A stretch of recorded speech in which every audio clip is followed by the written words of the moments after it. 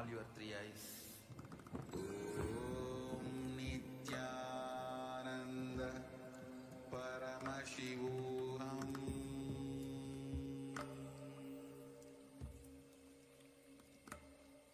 Om Nithyananda Paramashivam.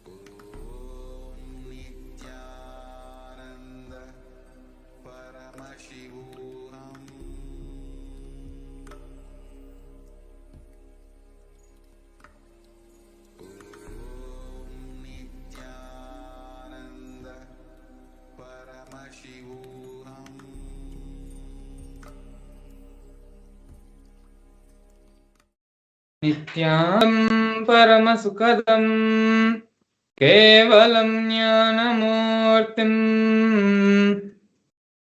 द्वन्द्वातीतं गगनसदृशं तत्त्वमस्याधिलक्ष्यम् एकं नित्यं विमलमजलं सर्वधी साक्षिभूतम् भावातीतं त्रिगुणरहितं सद्गुरुं तं Namami.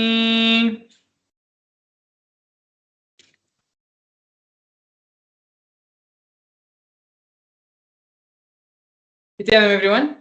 Welcome you all to yet another wonderful Bhava Samadhi Darshan with the Supreme Pontiff of Hinduism, Bhagavan Sri Nithyananda Paramashivam. Today, we're going to be having the Bhava Samadhi Darshan of the Chandrasekhara Murti.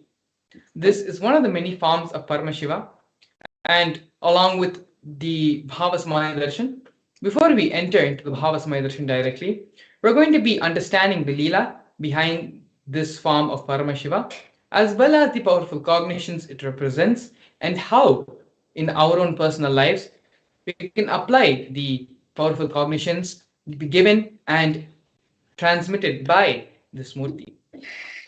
But before we enter into all of this, I'd like to share an exciting and special news from Kailasa. We have two very important news which have been released over the past couple of days. The first one being the truth being revealed by media about the no interpol notice against the Supreme Pontiff of Hinduism. These posts are directly available in the Facebook page, the official handle of the Supreme Pontiff of Hinduism in Facebook, which states very clearly that the Interpol has never issued any sort of notice on the Supreme Pontiff of Hinduism. In fact, The Interpol themselves recognize the sovereignty of Kailasa nation and the Supreme Pontiff of Hinduism as the head of the sovereign state of Sri Kailasa. The Interpol has debunked the spat of disinformation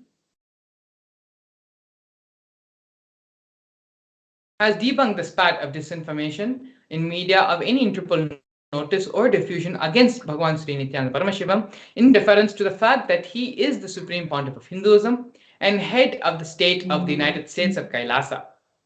The persecution of the Supreme Pontiff of Hinduism has been recognized by the United Nations, which we're going to be seeing next, international bodies, and multiple countries.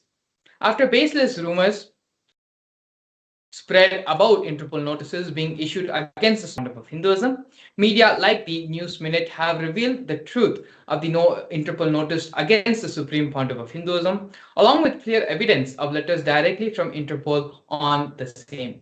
So as you can see here, there is, if you can scroll down actually on the same Facebook post, you will see the references linking the Interpol, the official letters by Interpol, stating that the Supreme Pontiff of Hinduism has not received, has no notice has been put on the Supreme Hinduism, and that Interpol themselves identify and accept the Supreme Pontiff of Hinduism, recognize the Supreme Pontiff of Hinduism. And the next important news which we would like to share with all of you is the United Nations recognizing the persecution on the Supreme Pontiff of Hinduism, on the Nithyananda Gurukul, and the persecution which has happened on Kailasa's children and women.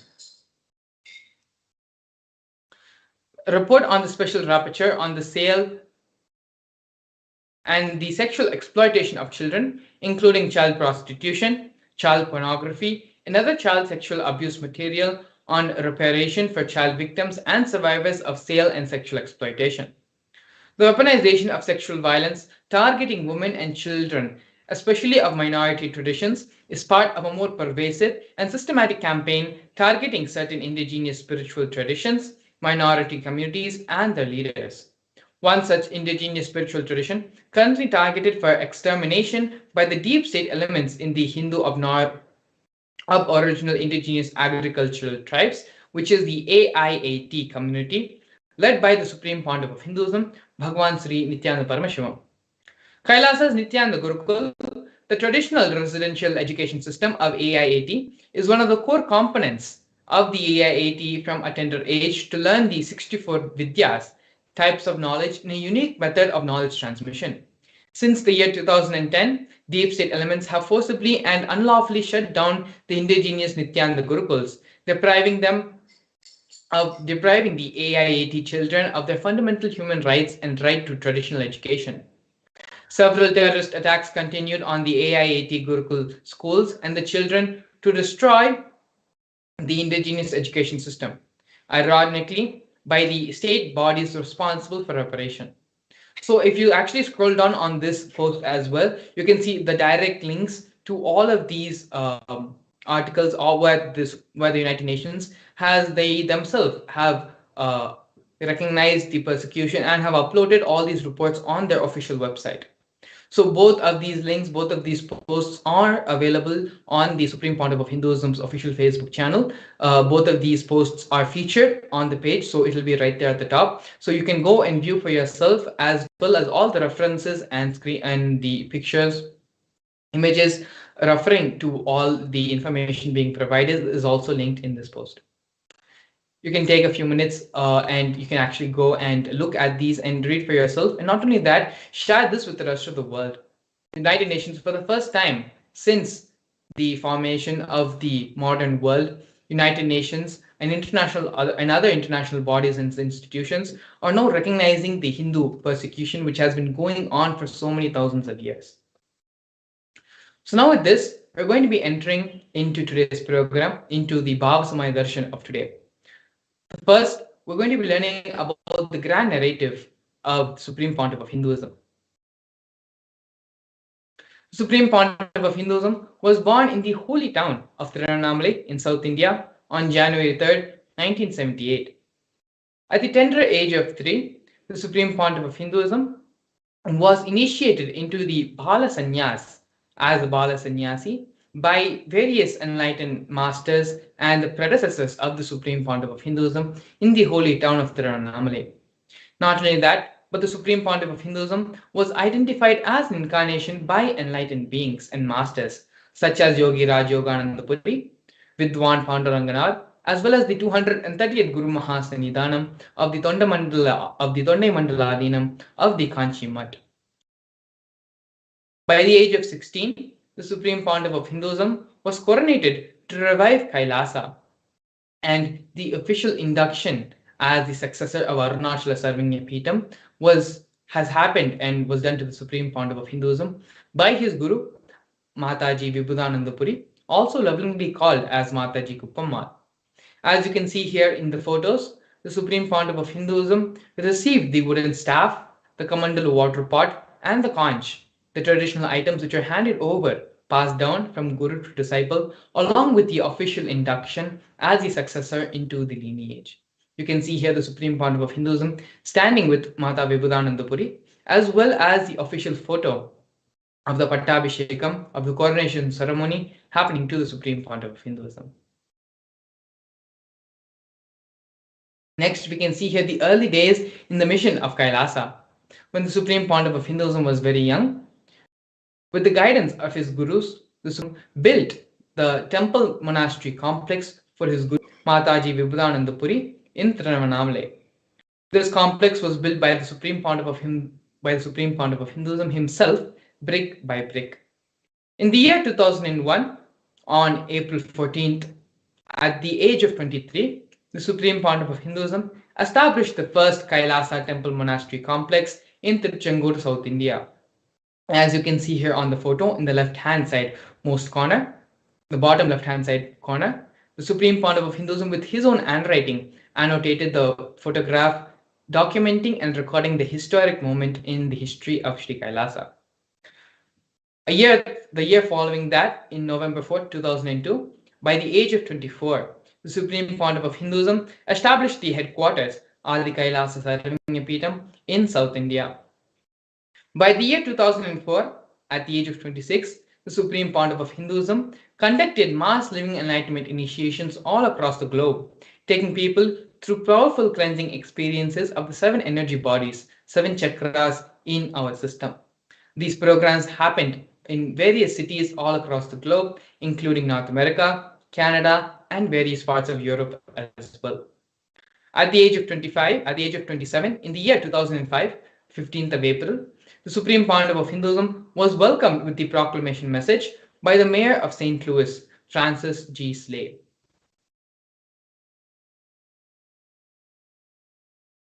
Here we can see the Supreme Pontiff of Hinduism conducting the mass living enlightenment conventions in various parts of South India as well as all across the globe. We have here glimpses of the Supreme Pontiff of Hinduism giving the discourse on stress to de-stress in the Oklahoma Medical Baptist Center in the United States.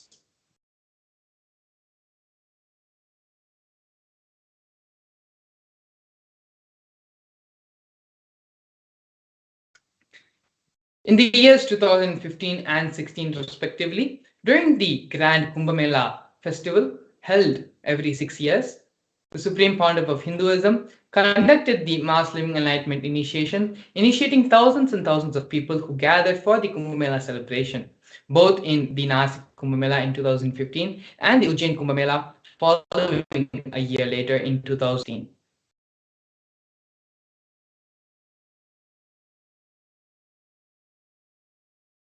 Here we can see the various coronations of the Supreme Pontiff of Hinduism. The youngest, the first coronation happened to the Supreme Pontiff of Hinduism when the Supreme Pontiff of Hinduism was at the age of 10. Supreme Pontiff of Hinduism was coronated as the 233rd Guru Mahasannidhanam of Kanchi Kailas Sarvanya Peetam. In the years following, in the year 2004, the Supreme Pontiff of Hinduism was coronated as the incumbent emperor of the Suryavamshi Surangi Samrajya of the Suryavamsha lineage. In the following years, the Supreme Pontiff of Hinduism was also coronated as the present 23rd Guru Mahasannidhanam of Dharmamukti Swargaparamadina. In the year 2012, the Supreme Pontiff of Hinduism was coronated as the present 293rd Guru Mahasannidhanam of Kailasonatha Shyamalapita Sarvagnapeetam. In the year 2013, the Supreme Pontiff of Hinduism was coronated as the present Mahamandaleshwar, which is the supreme spiritual head of Mahanirvani Akhada, which is the largest apex monastic order. In the years following, the Supreme Pontiff of Hinduism was coronated as the 1008th Acharya Mahamandaleshwar, which is the head of all spiritual leaders of the Atal Akhada, which is the ancient apex body of Hinduism. In the year 2015, the Supreme Pontiff of Hinduism was elected as the Supreme Pontiff of Hinduism by a congregation of over 1,000 Hindu leaders, pontiffs.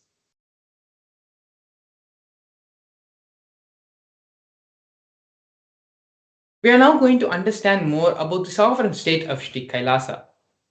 Kailasa is a macrocosmic, ancient Hindu enlightened civilizational nation whose vision is living enlightenment for all of humanity.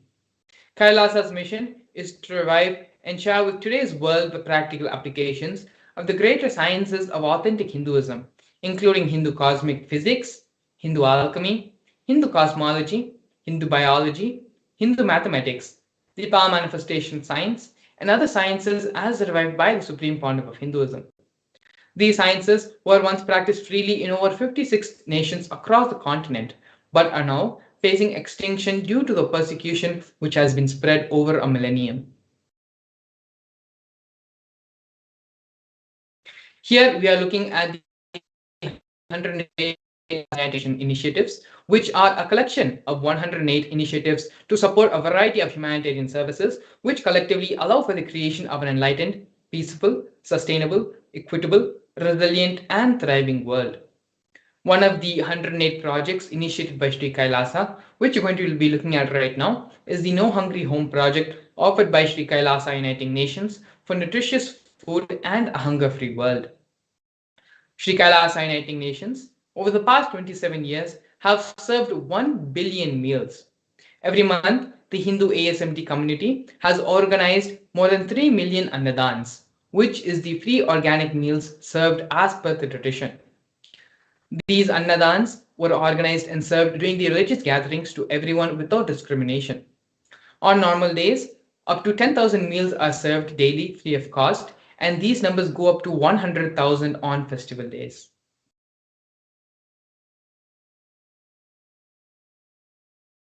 Here we can see Kailasa's protective and preventive COVID care centers offered by Sri Kailasa Uniting Nations for affordable healthcare and holistic living.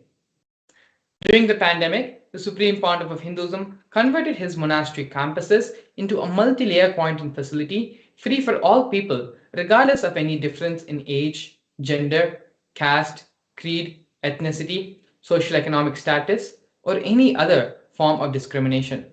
Not only that, but free food, shelter, medical services, and internet, all of these services were provided free of cost for an indefinite amount of time, as long as devotees continued and to stay there and be in the multi-layered quarantine facilities. More than 20 million citizens across the world of Kailasa followed the 28-day spiritual regimen given by the Supreme Pontiff of Hinduism. Here we can see Nithyananda Hindu University and Nithyananda Gurukul offered by Sri Kailasa Uniting Nations for education reform and development. The Nithyananda Hindu University is the world's largest Hindu university established by the Supreme Pontiff of Hinduism. The Nithyananda Hindu University has more than 20 million enrollments, 7,000 free courses, extended campuses in 150 different countries. The Nithyananda Gurukul was inaugurated by the Supreme Pontiff of Hinduism on the 2nd of October 2006. The Nithyananda Gurukul is the revival of the ancient Adi-Shaivite Guru-disciple education system, which is an authentic knowledge transmission system based on the science of living enlightenment.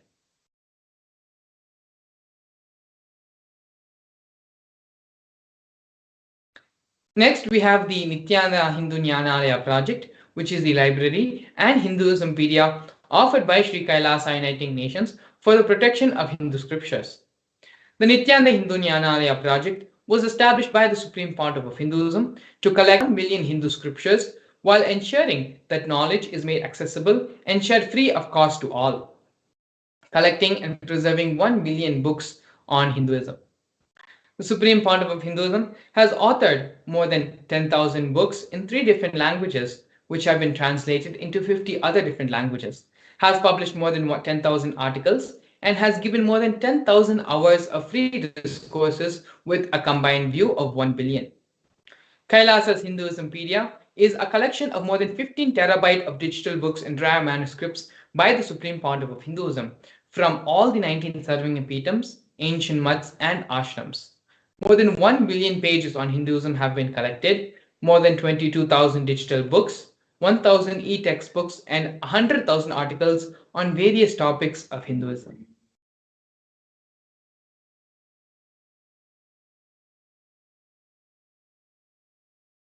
Here we can see the confluence for world peace offered by Sri Kailasa Uniting Nations for global peace and religious harmony.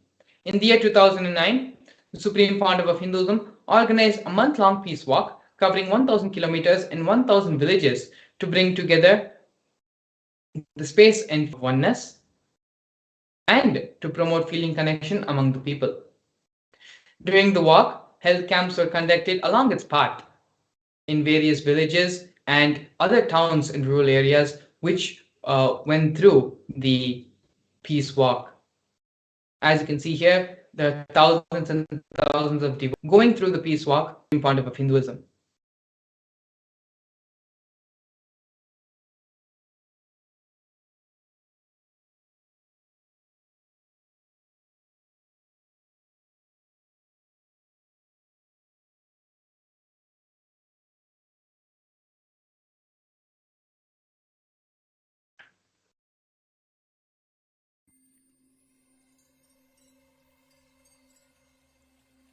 I welcome you all with my love and respect. Let you all open all your 3 eyes.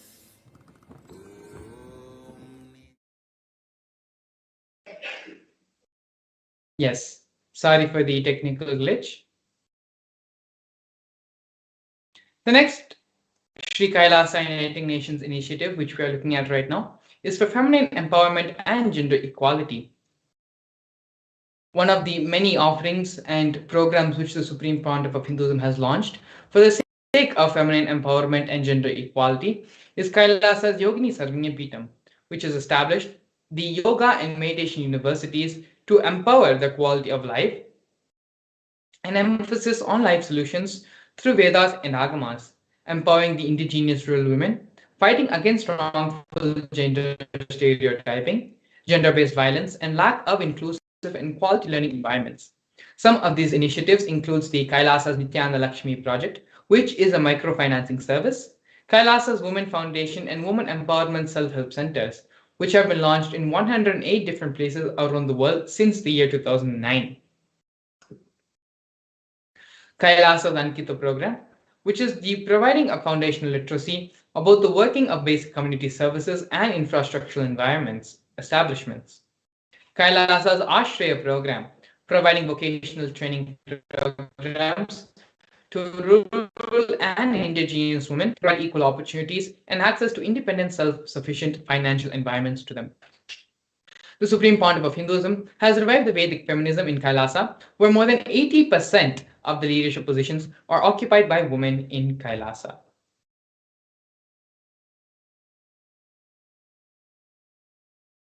Here we're looking at the various offerings and contributions done by Sri Kailasa Uniting Nations for Yoga, offering the Nithyananda Yoga. One of the many offerings of the Nithyananda Yoga is the Nithyananda Kriyas, which are 108 scientifically validated Kriyas revived by the Supreme Pontiff of Hinduism, specifically targeting the 108 major diseases and disorders such as diabetes, arthritis, blood pressure, rheumatism, and more. Not only that, but the Supreme Pontiff of Hinduism has also revived the ancient traditional forms of yoga, such as the Shivastamba Yoga and Rajya Yoga, which is the pole and rope yoga respectively. in which yogic asanas, postures, and weight balancing techniques are performed to create the yogic physiology, aligning it to the cosmic geometry that manifests superconscious powers. The Supreme Pontiff of Hinduism has also received two Guinness World Records for the largest rope yoga, which is the Shivastamba, for the largest rope yoga, which is the Kundalini Raju Yoga, and the largest pole yoga, which is the Shivastamba Yoga classes, bringing worldwide attention to these extraordinary forms of yoga. These world records were received by the Supreme Pontiff of Hinduism on the 30th of September and 3rd of October, respectively.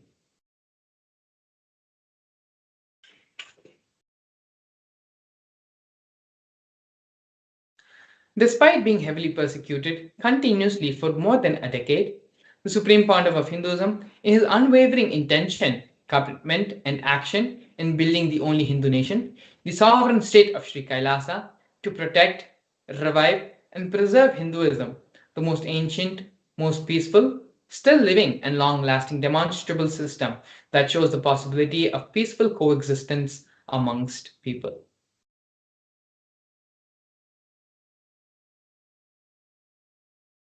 Here we are looking at one of the most historic moments in the history of Sri Kailasa, where Kailasa, the first nation of Hindus, led by the Supreme Pontiff of Hinduism, spoke on behalf of the 2 billion global Hindu diaspora at the 14th session of the United Nations Forum on Minority Issues. A significant milestone in the history of Hindus and the sovereign state of Sri Kailasa happened on the 2nd of December 2001. His Sri Nitya Moksha Priyananda, Ambassador Extraordinary and Plenipotentiary of Kailasa, represented the persecution of Hindus at the 14th section of the United Nations Forum on Minority Issues. The theme of the forum was conflict prevention and the protection of human rights of minorities. This was the first time the plight of persecuted Hindu minorities was represented in the United Nations. The ongoing and systematic generational attacks on Hindu indigenous traditions were highlighted as a part of this meeting.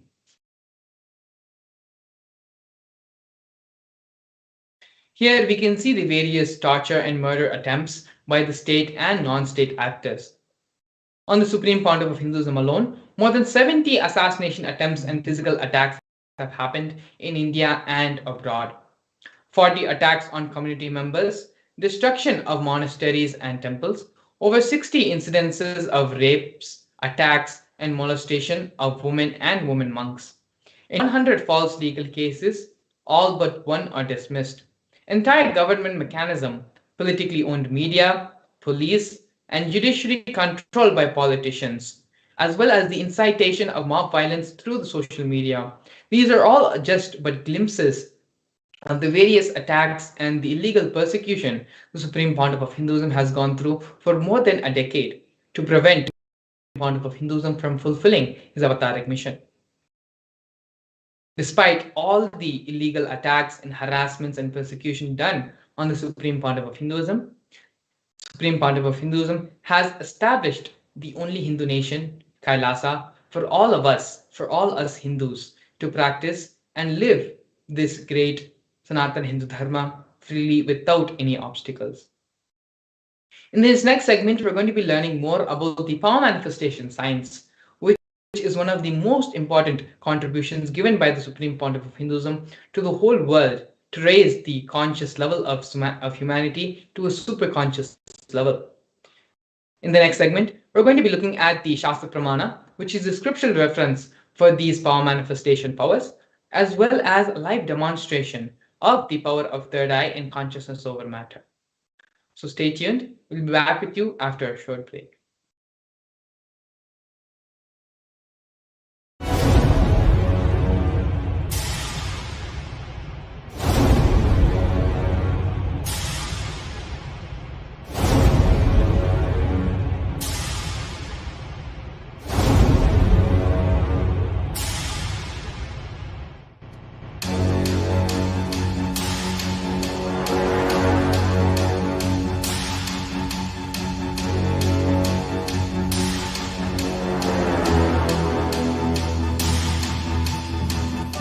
Understand, literally last 39 years from the age of 5 whatever Paramashiva manifested through teaching, speaking, writing, every way,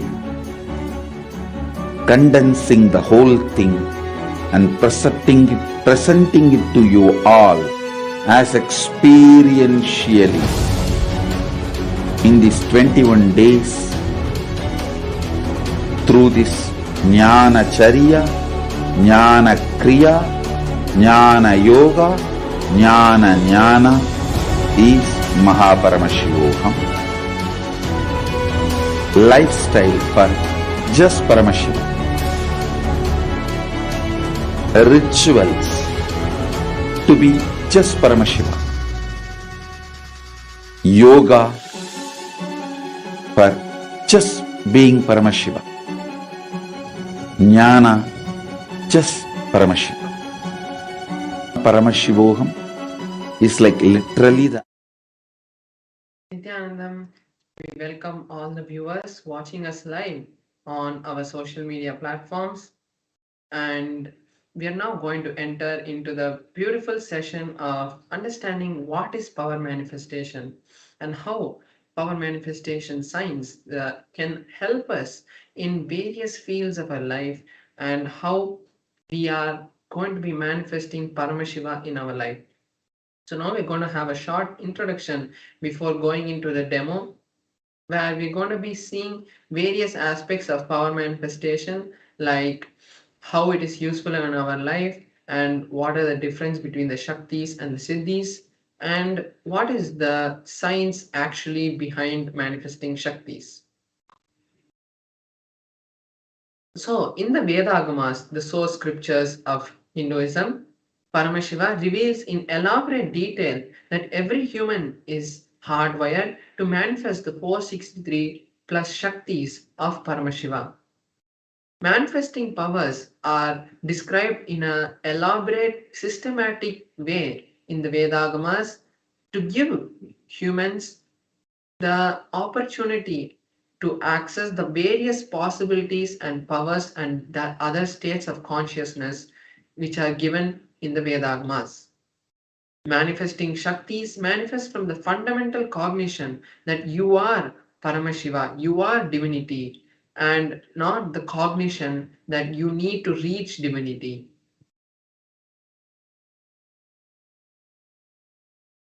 So now we're going to be understanding the difference between Shaktis and Siddhis. What is Shaktis and what is Siddhis? Shaktis are the powers that manifest from the space of enlightenment and from the space of Paramashivoham, whereas the Siddhis manifest from tapas or penance. When you do penance, heartful penance, that time the Siddhis manifest. Then there's the Shaktis, which from the source of enlightenment, and only through the direct initiation of the Guru, when the Guru initiates, when the living incarnation initiates, the Shaktis manifest, whereas the Siddhis manifest on the path of enlightenment. The Shaktis of Paramashiva are permanent, whereas the Siddhis are not permanent, they don't stay with you and they divert you from enlightenment. Now we are going to be seeing the various ways the powers are validated and foolproofed in the Vedagamas. So here we have four different methods, four different levels of verification that the powers go through, that this science has gone through for thousands of years now before being given to us. First is the Shastra Pramana. What Paramashiva has directly revealed in the Vedas and Agamas is the Shastra Pramana. Then we have the Apta Pramana, which is the experiences of the various rishis, incarnations, enlightened masters who have come before us from the time of Veda Vyasa till the time of the recent most masters like Maharishi Mahayogi or Paramahamsa Yogananda or Aravindo, or all these great masters, how they manifested so many powers to help people and bring the humanity to the next level. So this is the Apta Pramana. Then we have the Atma Pramana, where the time-tested and verified experiences of the Supreme Point of Hinduism. After his own research on himself and experiencing those powers, he verifies the experiences and the powers with the Shastra Pramana and the Apta Pramana, and then gives it to us as his Atma Pramana. Then we have the Pratyaksha Pramana, which is the scientific study on the powers. What science is able to derive from these powers, what science is able to understand, and what science is able to say that these powers, how science is able to say that these powers are real. Now we'll be seeing the source of the powers, how these powers actually really manifest. Paramashiva is the primordial divinity in Hinduism, the ultimate reality, cause which is self-effulgent, all-pervading, unchanged beyond time, space, form, and causality. As the fundamental base of the manifest and unmanifest, he manifests the five actions which create this whole cosmos. Then there's a direct quote, the direct teaching from the Supreme Point of Hinduism. The powerful cognition is the ultimate truth about the manifesting Shaktis is when any powerful cognition is mapped into our consciousness, in the sense when a powerful cognition is understood and digested by us, that time it manifests in everyone through anyone as the powers of Paramashiva. Now we're going to be seeing the detailed pramanas for each of the detailed scriptural references and other references which give us the details about each of the pramanas. So here we have the pramana for the power of third eye. And third eye is not just blindfold reading, but the ultimate and all powerful energy center that has been given to us by Paramashiva. Here we have the scriptural reference from a scripture called the Vijnana Bhairava Tantra, which is a scripture which was directly given to Paramashiva Shakti, Parvati by Paramashiva. Here in the Vijnana Bhairava Tantra, the 34th verse gives us the understanding about third eye. The verse goes, Kapalantar manonyasa tishtanmilita lochanaha Kramena manaso dhadyat lakshayet lakshyamuttamam. Paramashiva says, by having the mind fixed in the inner space within the crown center and sitting stably without any movement and having the eyes in succession to the third eye, from that space and stability of the mind and the inner space, one attains the vision of the ultimate goal, Lakshyam, and is able to have the vision of any place or object anywhere, and he attains the space of oneness with the source Paramashiva.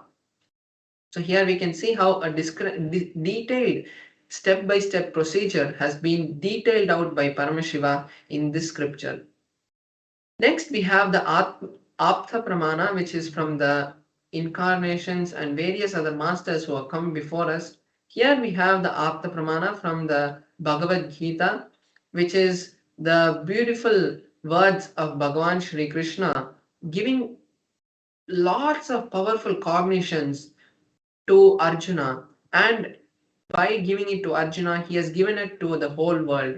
So in that scripture, Arjuna requests Bhagavan Shri Krishna that Arjuna wanted to see the cosmic form of Bhagavan Shri Krishna. And Bhagavan Shri Krishna says, but you cannot see the cosmic form of mine with these physical eyes of yours. Therefore, I grant you the divine vision of the third eye. Behold my cosmic opulence. So this is the direct translation of the 8th verse of the 11th chapter, where Bhagavan Shri Krishna gives Arjuna the initiation into the third eye. And then Arjuna is able to see the cosmic form and he details it out 11th chapter of the Bhagavad Gita. Then we have the Atma Pramana, the experience of the supreme point of Hinduism, how he was able to see and how he was able to manifest this experience. So he says in his own words that the first experience I had, I was able to see everything around me, above me, below me, the whole 360 degrees. And not only I was able to see, I was able to feel everything that was around me.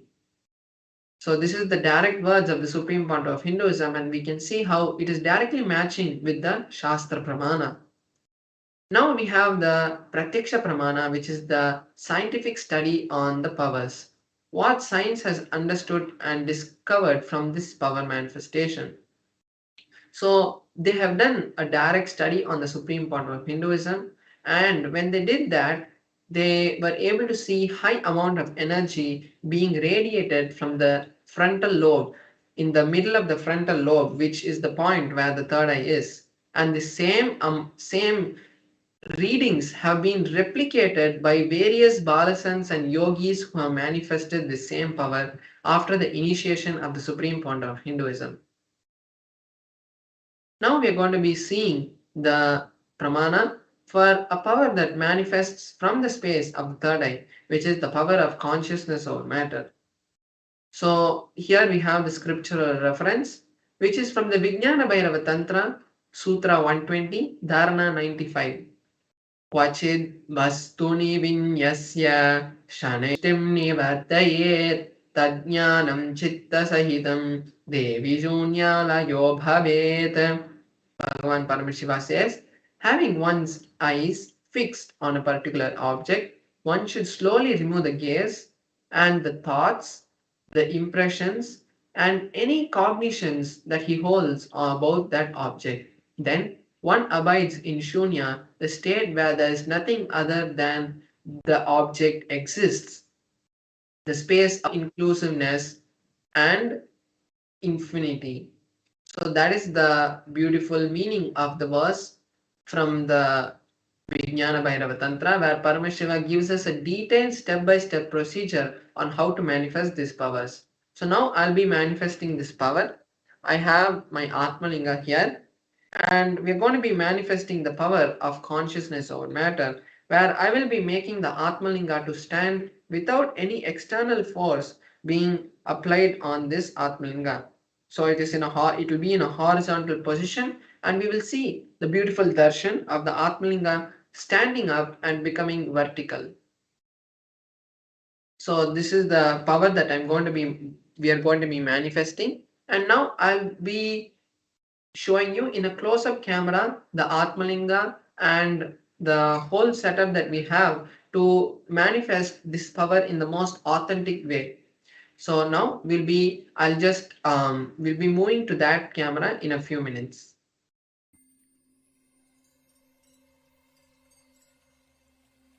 I welcome you all with my love and respect. Let you all open all your three eyes. Om Nithyananda Paramashivam.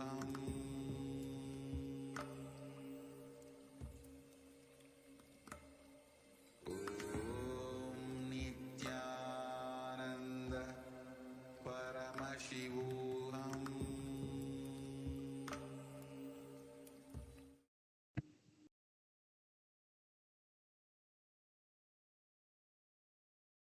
So here you can see my Atmalinga, and you can see my hand. So here my hand is there, and then that's the Atmalinga. And I also have a tissue paper with me, and I'll be using that tissue paper to show even when the Atmalinga stands, there is no movement. So it's just a normal tissue paper. There's no ropes which are being tied to the Atmalinga. I'll be showing. So I'm just folding this like this. And when I place the Atmalinga on my hand and circle the Atmalinga, you can see that there is no movement which is happening in the Atmalinga except the shadow lightly. So that is showing the authenticity of this power. So I'm just going to keep this right here so that we can know that it is not due to anything external. So now I have the Atmalinga here, and I'm going to be chanting the Mahavakya. And when I do that, we will see the beautiful darshan of the Atmalinga standing. So now all of us can also join me, all the viewers on our social media platforms can also join me in this beautiful manifestation.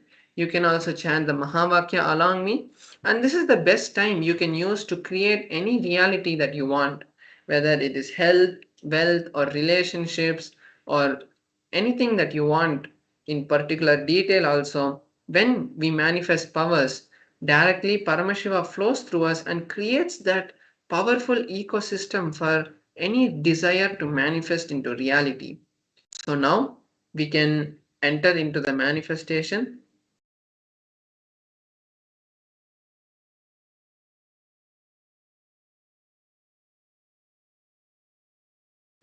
Om Nithyananda Paramashivoham.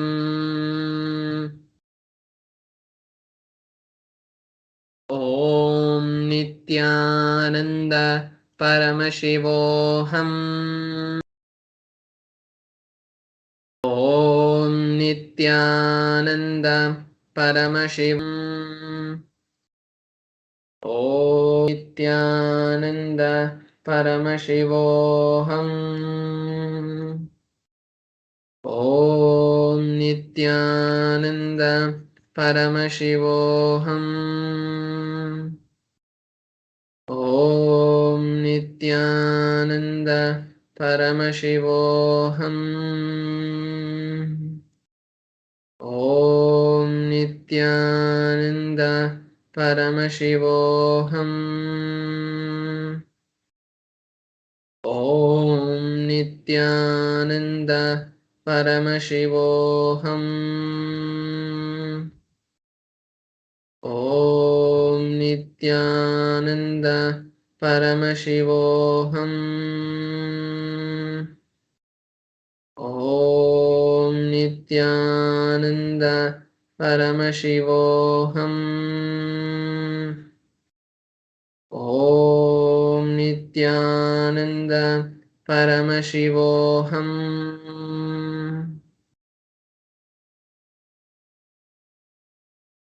So now we have seen the beautiful Atmalinga moving.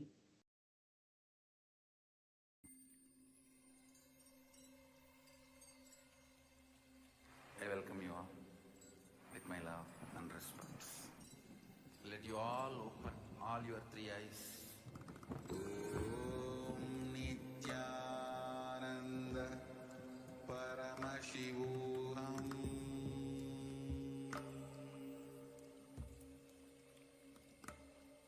Om Nithyananda Paramashivam.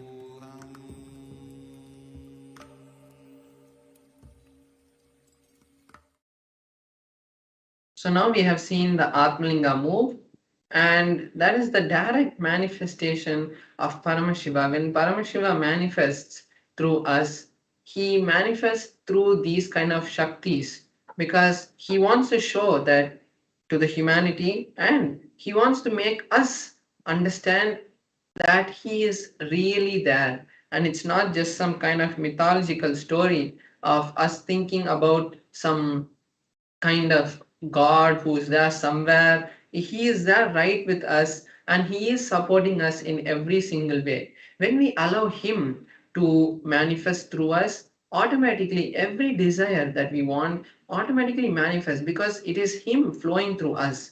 When we make the barriers around the powerful space that we have, and we start thinking that we are doing it, and when things don't happen, it is us, that time we need to drop that, because only when we allow Paramashiva to flow through us, that time we can manifest a better reality for us.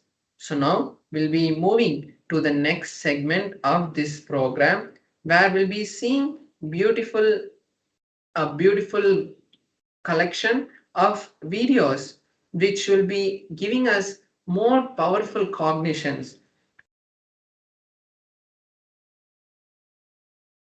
So now we're going to be understanding the dimensions of Paramashiva. So this is the most relevant topic. You may think that you want to know more about how to create wealth, how to create relationships, but we always forget the fundamental understanding that only when we are in the space of Paramashivoham, really we can manifest wealth. Otherwise, it's like a lottery that happens in our life. When we are in a good space, something happens, and that only when we understand and learn to create a strong reality which can manifest the way we want, that time we can create a better future for us. So now we're going to be understanding the various dimensions of Paramashiva and how directly it can be useful and implemented in our life. So now let's all sit with our head, neck, and spine in a straight line. Most importantly, take notes of all these. Every day we are having these kind of sessions. Just a glimpse from the Paramashivoham program, which is happening in a very full-fledged way. But this is just a glimpse for all of you. So make sure that you take notes of all of these beautiful satsangs that have been grouped together, and it will become a powerful cognition bank which will support you at the times of need. So make sure that you take notes of all of this, and now let us enter into the video.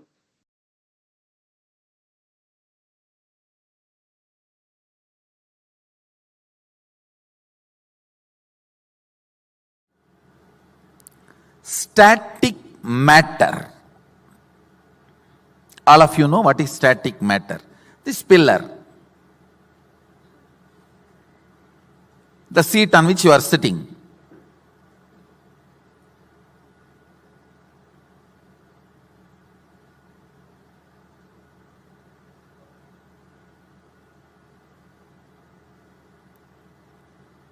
floor on which you are sitting, things around you, static matter, all that is a static matter. Vibrant activity, dynamic activity. That is like electricity, electron, proton, neutron movements. Ordinary electricity connection to this microphone, to atomic explosion. All these are dynamic activity. Listen. Static matter, dynamic activity, strategic existence. There is a part of you which exists not as a static matter, not as just dynamic activity, but as a strategist who can think, who can visualize, who can inspire, who can take decisions, who has choices, who is alive. That component of you is strategic existence. Listen. Static matter, jata. In Sanskrit it is called jata. Vibrant activity, dynamic activity.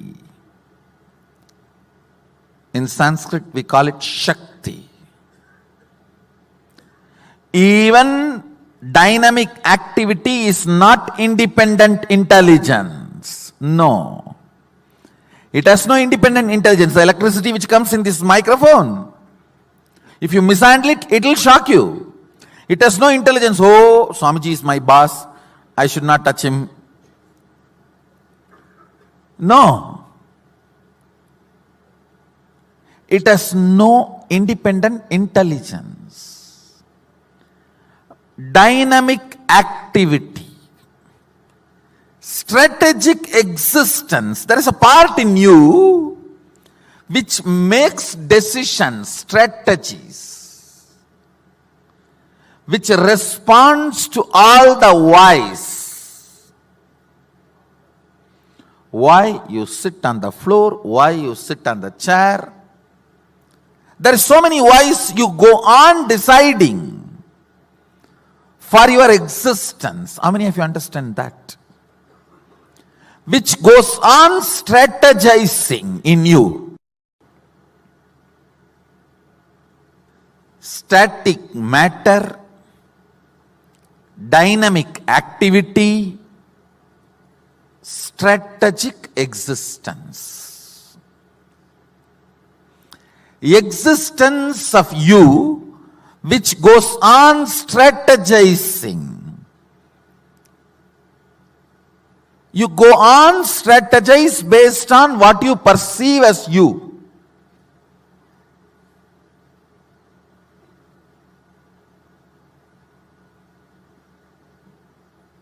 Yes, please listen. Static matter, dynamic activity, strategic existence. Usually all of you feel these three are different. Am I right? Now I am declaring one of the most sacred secret, important truth. Static matter, dynamic activity, strategic existence. Jata, Shakti, Shivam. All these three are one and the same. There is no boundary, there is no border between these three. Listen.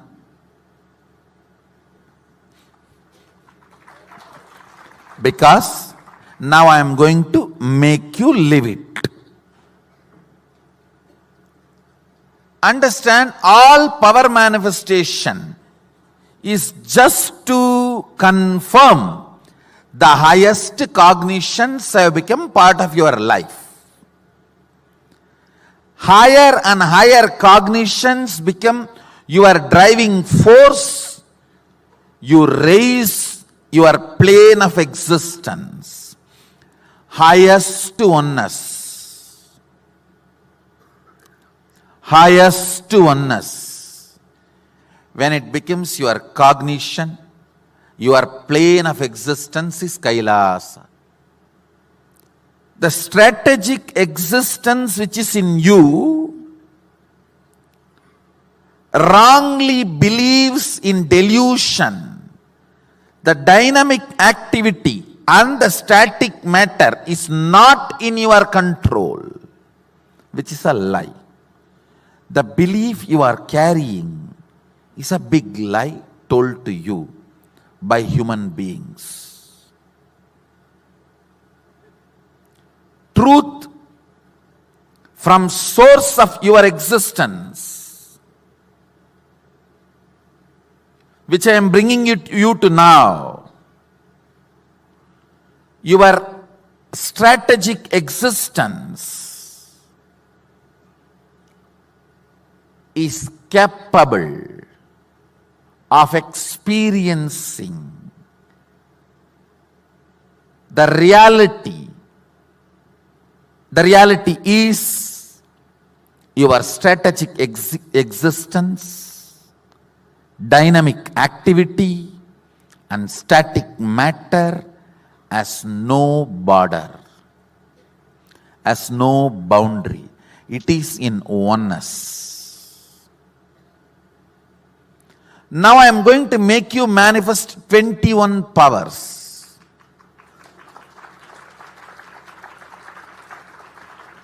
Just to make you understand the multi-dimensions of this truth. Listen. Listen carefully. This, the part of the truth I am sharing with you, this part is called Sattva tattva, the unit of purity. This is the chapter Sattva Tattva. Mahadeva reveals in Agama. Let me repeat once more. Static matter, dynamic activity, strategic existence has no boundary. So if your strategic existence decides something, declares something, dynamic activity and static matter obeys literally, simply. Next statement, you do not need to spend your whole life logically to come to this conclusion. If you decide, Swamiji has come to that conclusion, he will teach me only right thing.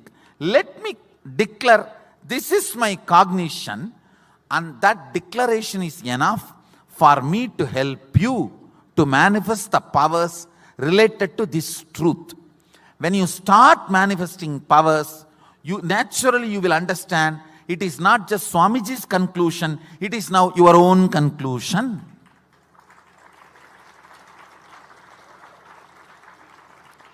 Till I sign the check and put the money in your account only, it is my money. Once I put it in your account, it is your money now. Same way, till it is my conclusion and not yours only, you need to depend on my cognition. Once you start manifesting powers and understanding, now it is your cognition. Now it is your conclusion. Now it is your way of existence. How many of you are understanding? That's all. This part of the Agama is called Sat. How many of you are able to cognize static matter, dynamic activity, existence has no border? It is all one. Wonderful. Listen. The preliminary power manifestation you are going through now, Mahadeva very clearly says it's a preliminary.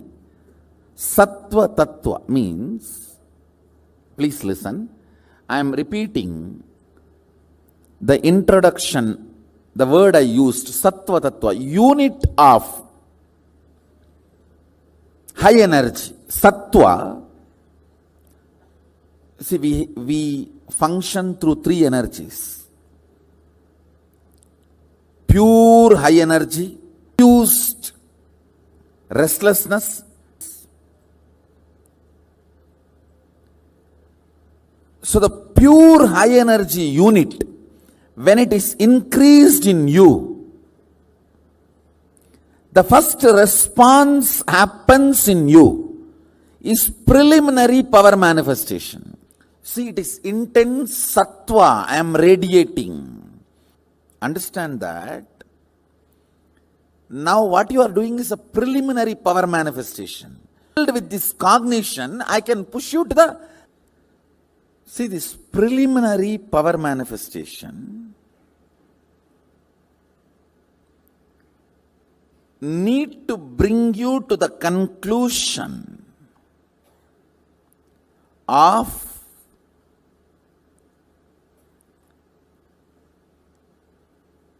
static matter, dynamic activity. See, static matter means a small stone in your kidney to the Everest mountain. Everything is static matter. Dynamic activity, water flowing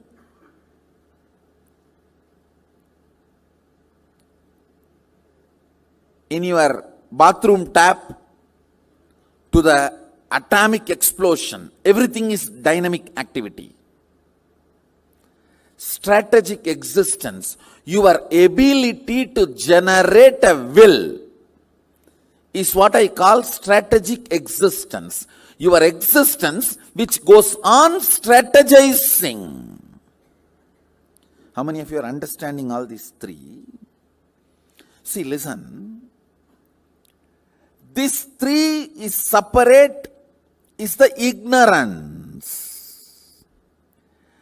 Even the modern day science is trying to catch up with this truth. Science is the most fanatic religion promoted on the planet Earth. Ignorant, fanatic religion promoted on the planet Earth is science, modern day science. Again and again and again, when you decide to cognize, please, your will has too much power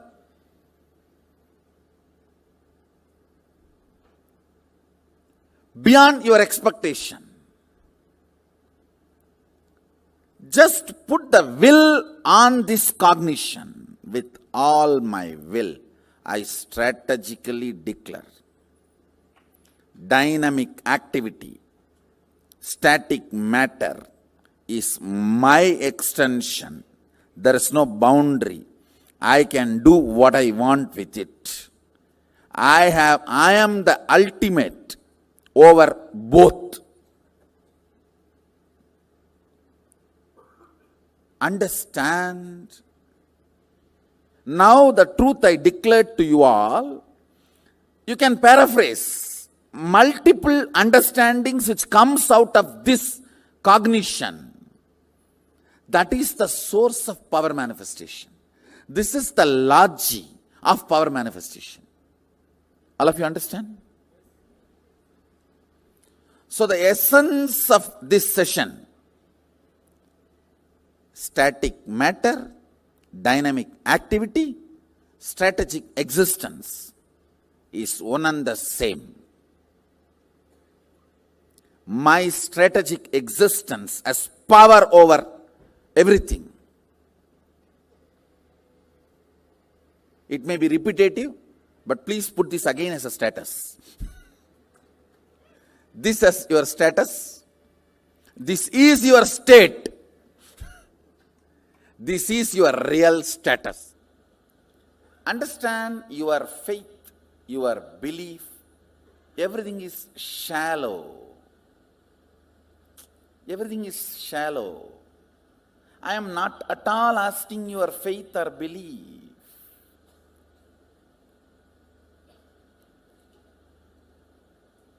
Work with it. I am giving you some of the cosmic conclusions. I am going to give you some of the cosmic conclusions about you, which is reality. You see, if I decide this conclusion, how I am functioning. If I decide my own conclusions, how I am functioning. See, just pour petrol in your vehicle and see how it is functioning. Pour your garbage or the sewage water and see how it is functioning. That's all. I am very clear. It's a science. Decide static matter, dynamic activity, strategic existence has no border. It is one and the same. With this understanding, this moment, I am commanding. Let things happen as I want. Decide and see how things work.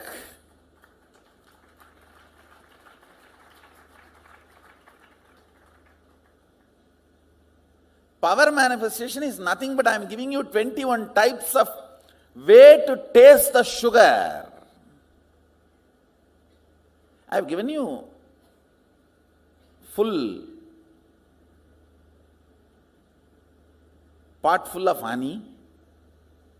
You can put your hand, right hand and lick, or left hand and lick, or pour on your mouth and drink. These are 21 methods to taste the honey. Honey is the sacred secret, that cognition, highest cognition. Power manifestation is just to taste that honey. To come to that conclusion,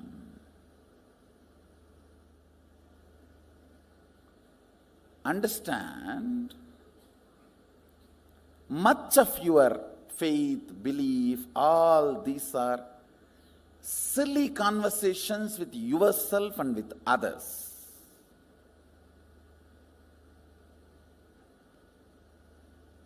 I neither believe your faith, I don't believe your belief. I am very clear. Come to conclusions. Every moment you are driven by certain conclusions. You apply your own conclusions and see how the machine functions. You apply the conclusions I am giving and see how the machine functions. That's all.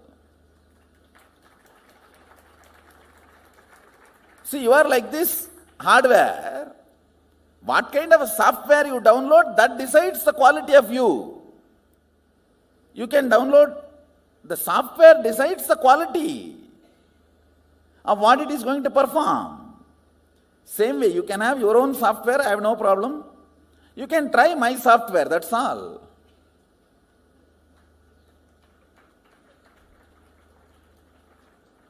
So there is no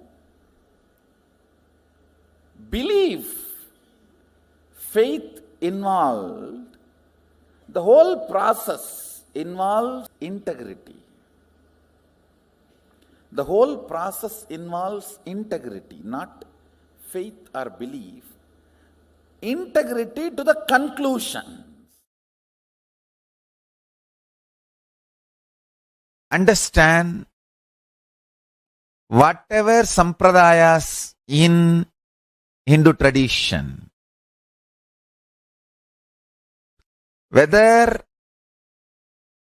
the spiritual practices meant for Krama Brahmacharis, Naishtika Brahmacharis,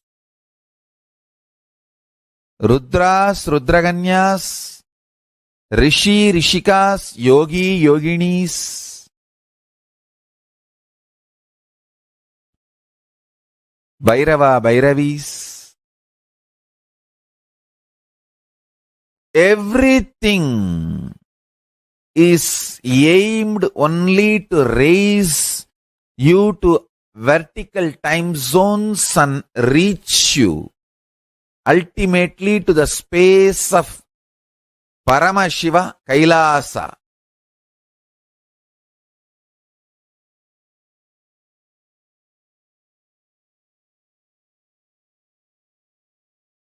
It may look as simple as applying sacred ash on your forehead,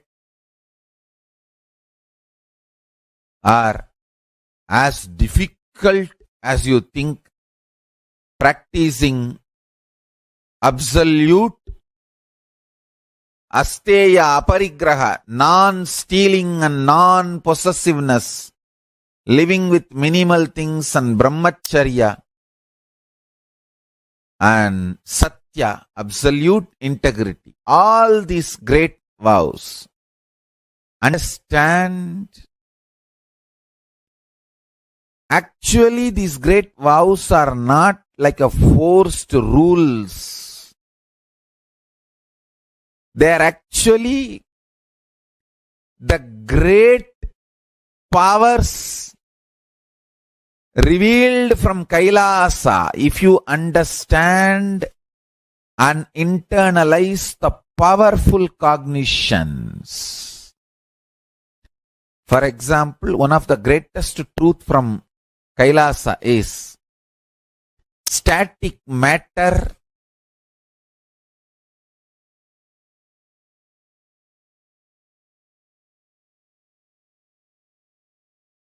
strategic existence, vibrant energy.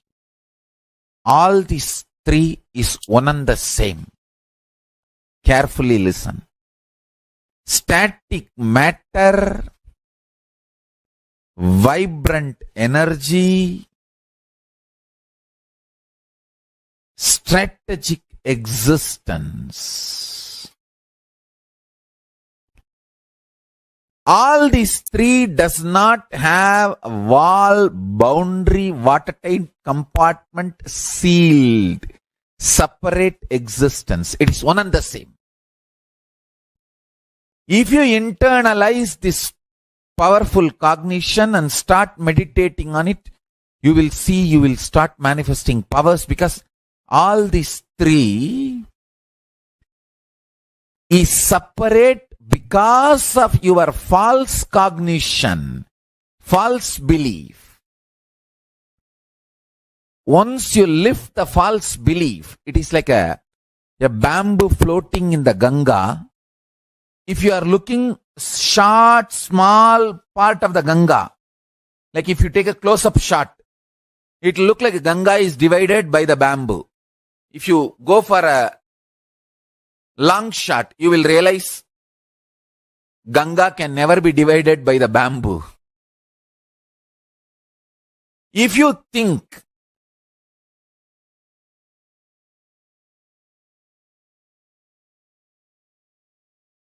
static matter, vibrant energy, strategic existence is separate. You are like a blinded person who has a small vision. You are seeing the existence with a close-up. You don't have a larger vision. You are looking at the Ganga in a close-up view by bamboo. If you wake up and see the long shot, you will understand bamboo itself is floating on the Ganga. How can that divide Ganga? Waking up to that higher realizations is what I call powerful cognitions. Internalizing powerful cognitions.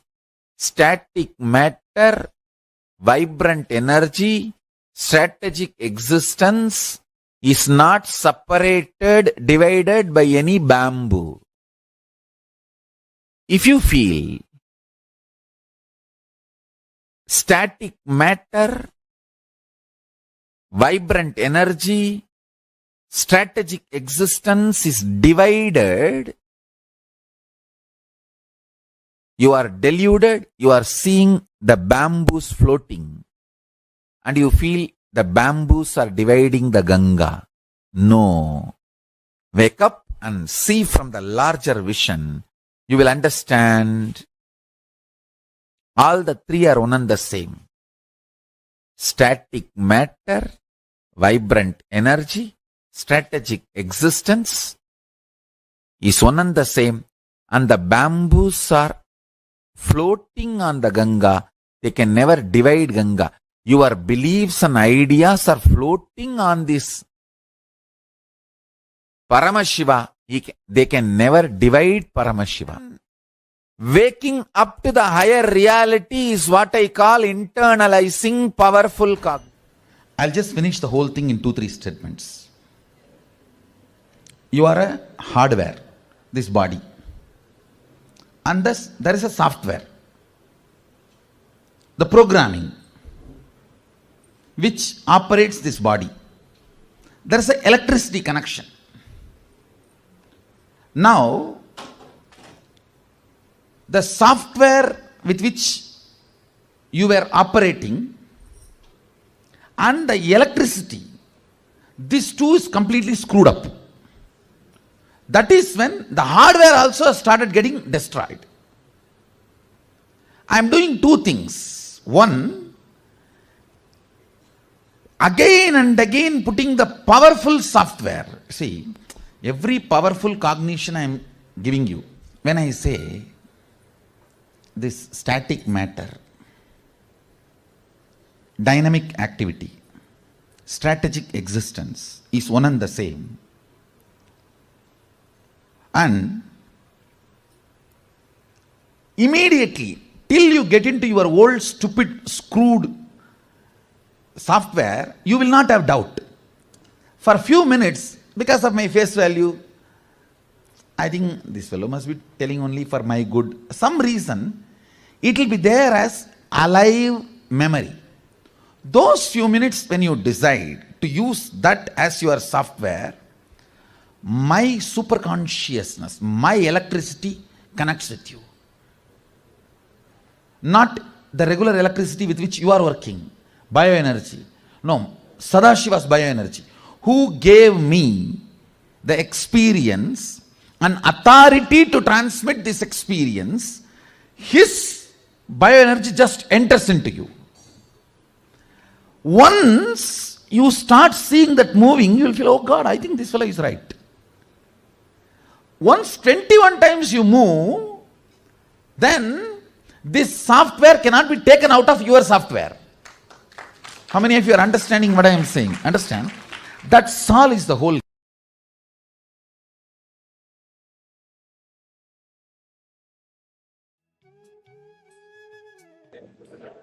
Nithyananda, everyone. We're back. Beautifully, the supreme pontiff of Hinduism expanded on the identity, the cognition we are to carry, the identity you carry in the waking state, identity you carry in the deep sleep state, identity you carry in the dream state, the identity you carry in the Turyatita state, an identity you experience in the Turyatita state. In all the 25 states of consciousness, each identity is independent. The identity, the cognition, which for which you think about yourself now, is different from the cognition you have about yourself when you are sleeping, when you are in the dream state, and when you are in the Turyatita state. All these cognitions are different identities, different cognitions you have about yourself.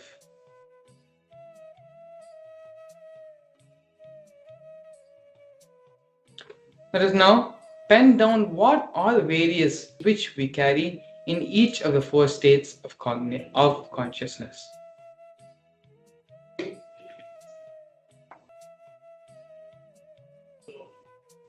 Please take a few minutes to sit and do this exercise sincerely, penning down the each identity we carry in each state of consciousness that we exist in. What you think about yourself, what you carry about yourself when you're awake, what you carry about yourself when you are in the swapna or the dream state, what you carry about yourself when you are in the deep sleep state, and when you are in the Turyatita state. Take a few minutes now and identify the identities which you carry about yourself in these various states of consciousness.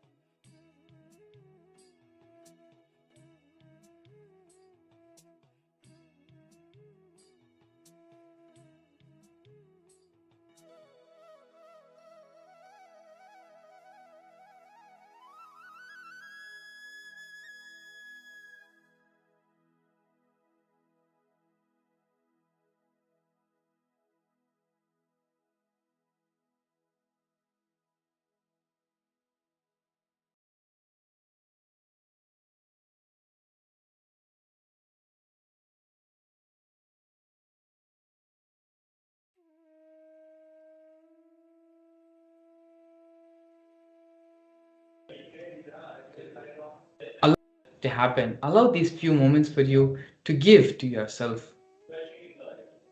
It is through these internalization exercise, through these various different powerful cognitions, the Supreme Pontiff of Hinduism helps us to raise to his conscious level, to vibrate in the same frequency his mirror neurons are vibrating.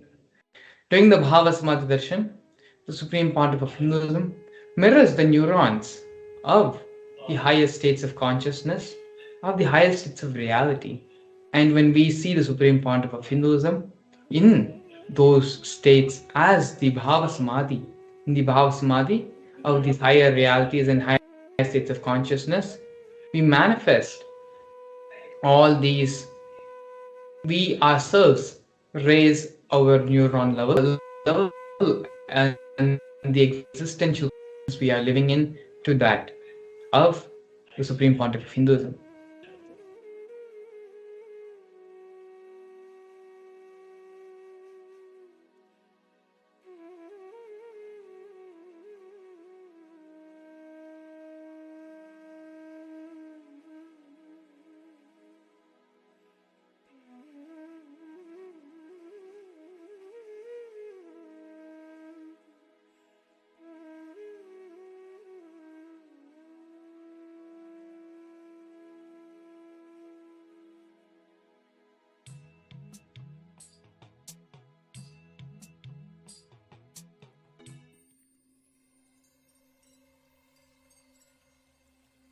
I welcome you all with my love and respect.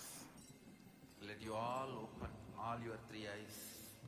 Om Nithyananda Paramashivam.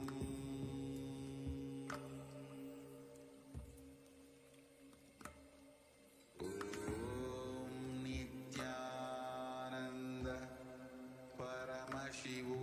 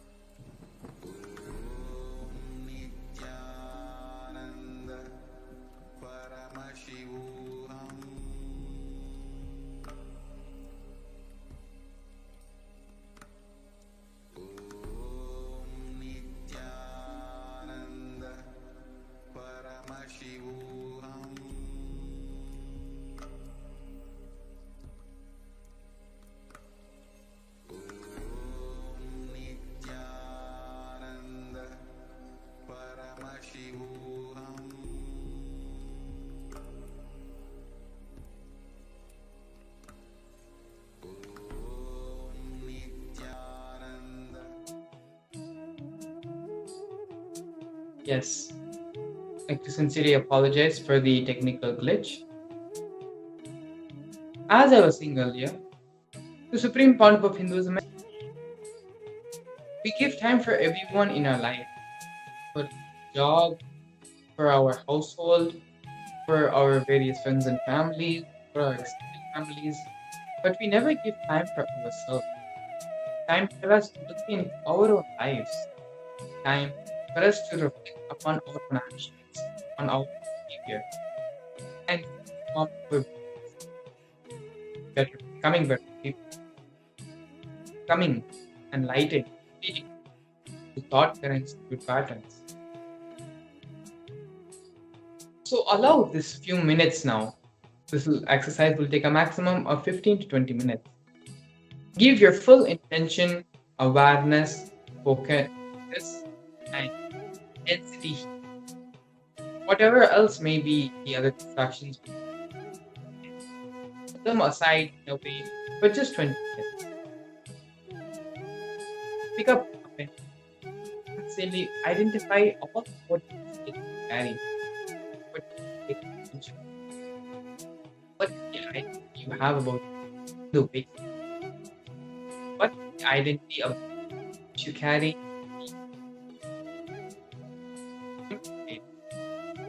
What is the identity you carry up in the deep?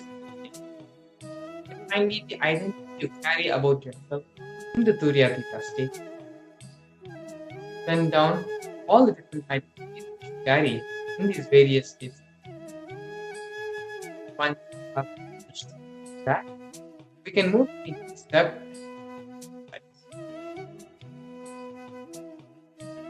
The moment you realize the undercurrent of all these 25 identities, you are pure consciousness, which is the source of you and of Paramashivam. All the 25 heads, 25 identities,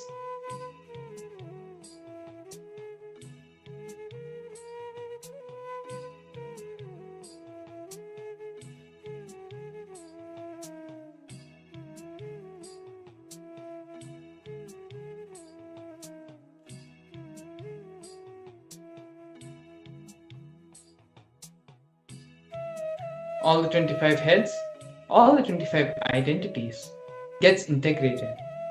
That is why Paramashiva is also always described with 25 heads. Means he who has realized his 25 identities is in oneness with the source consciousness, pure Paramashiva, ultimate. As long as your identities play separate game without getting integrated to the source, you continue to remain in suffering.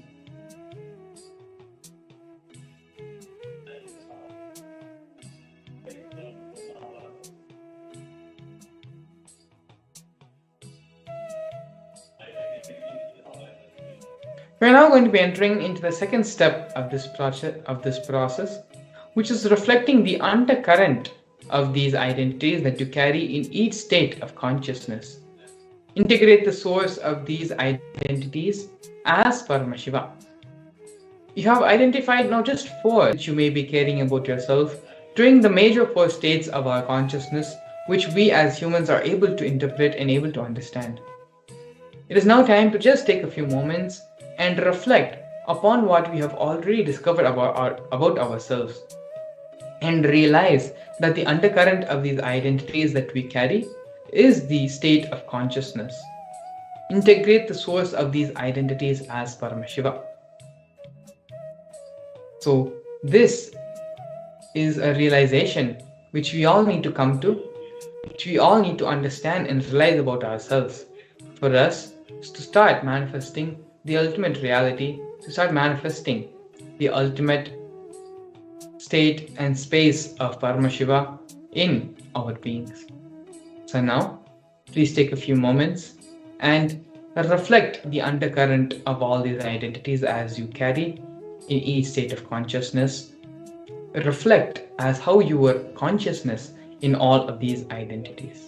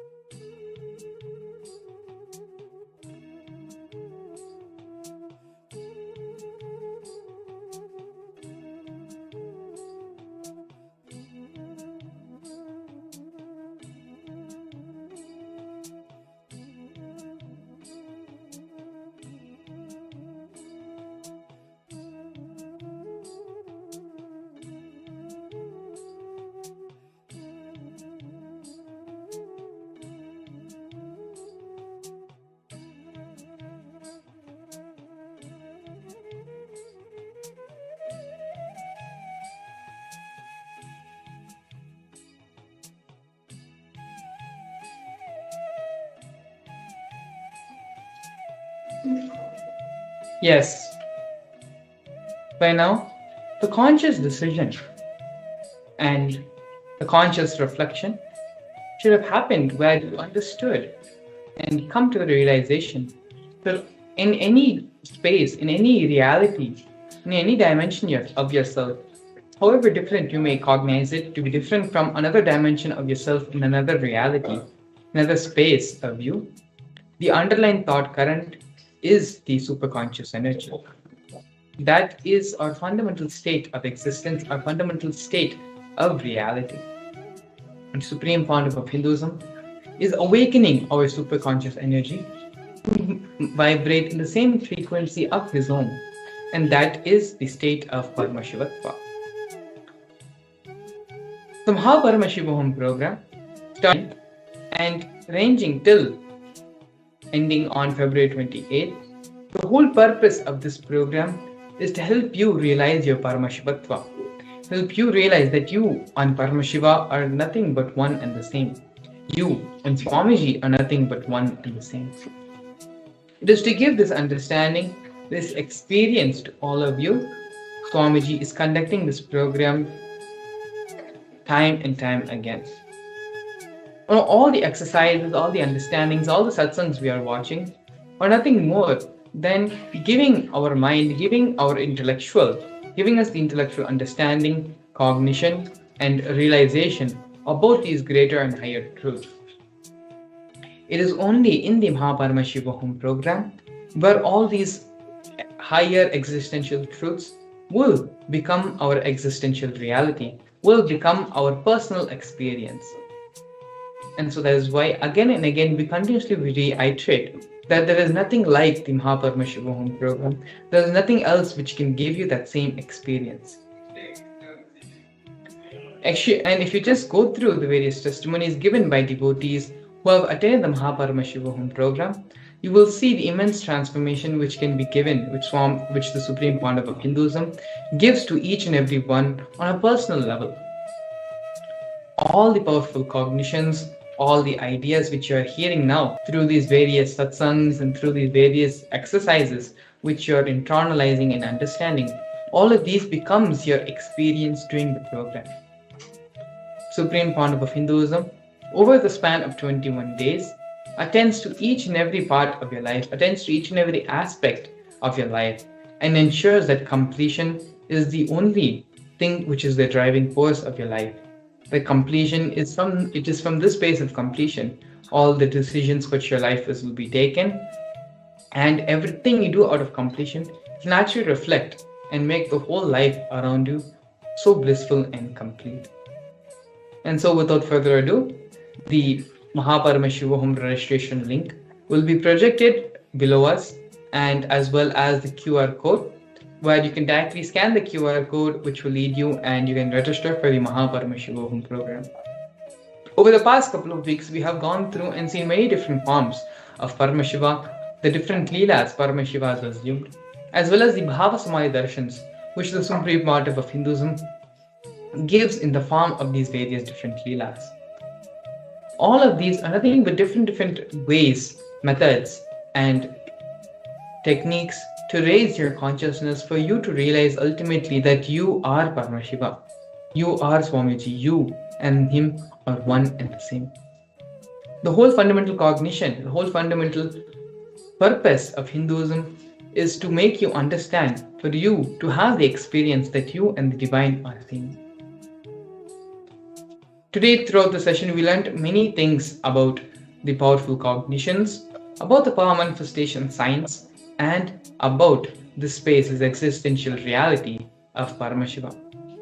In the further segments leading up to the ultimate darshan of the Supreme Founder of Hinduism, as the Chandrasekhara Murthy, we are going to be seeing the next segment of this program, which is causing your reality for you to manifest all the different dimensions and aspects of your life. So without further ado, please stay tuned. We'll be back after a short break. Since the beginning of time and space, Bhagwan Paramashiva, the all-powerful, all-pervasive, and all-knowing ultimate superconscious existence, revealed in the Vedas and Agamas the source scriptures of Hinduism, the truths about himself and the manifested universe and its multidimensional and simultaneously existing dimensions and worlds, also known as parallel universes or vertical time zones. त्रुट्यादिप्रत्ययस्यार्थ कालो माया समुद्भवः. The Kala Tattva, which gives rise to the knowledge of various time zones and parallel universes such as Truti and others, is originated by Ananteshwara from the impure Maya. Bhagwan Paramashiva mentions that as we experience the various higher states of consciousness, simultaneously experience the various time zones associated with them. We get transported to the parallel universes and experience the other dimensions of our own existence, of our own personality. Listen. Suvarloka is all about stable bliss, absolute health and stable bliss. Maharloka is all about the highest peak possibilities. Jana Loka is the place where you can exist in multiple bodies at a time. You experience oneness as the super reality. Tapaloka is that last struggle you go through. Sometimes you are Paramashiva, sometimes you just slip off, but again you say, I am Paramashiva. That space is the Tapoloka. Surrender. Whether I am remembering, I am manifesting Paramashivatva, or I am deluded, I surrender both to Paramashiva. When you take that decision, you are lifted to Brahmaloka. You move to the Brahmaloka. The deep surrender lifts you to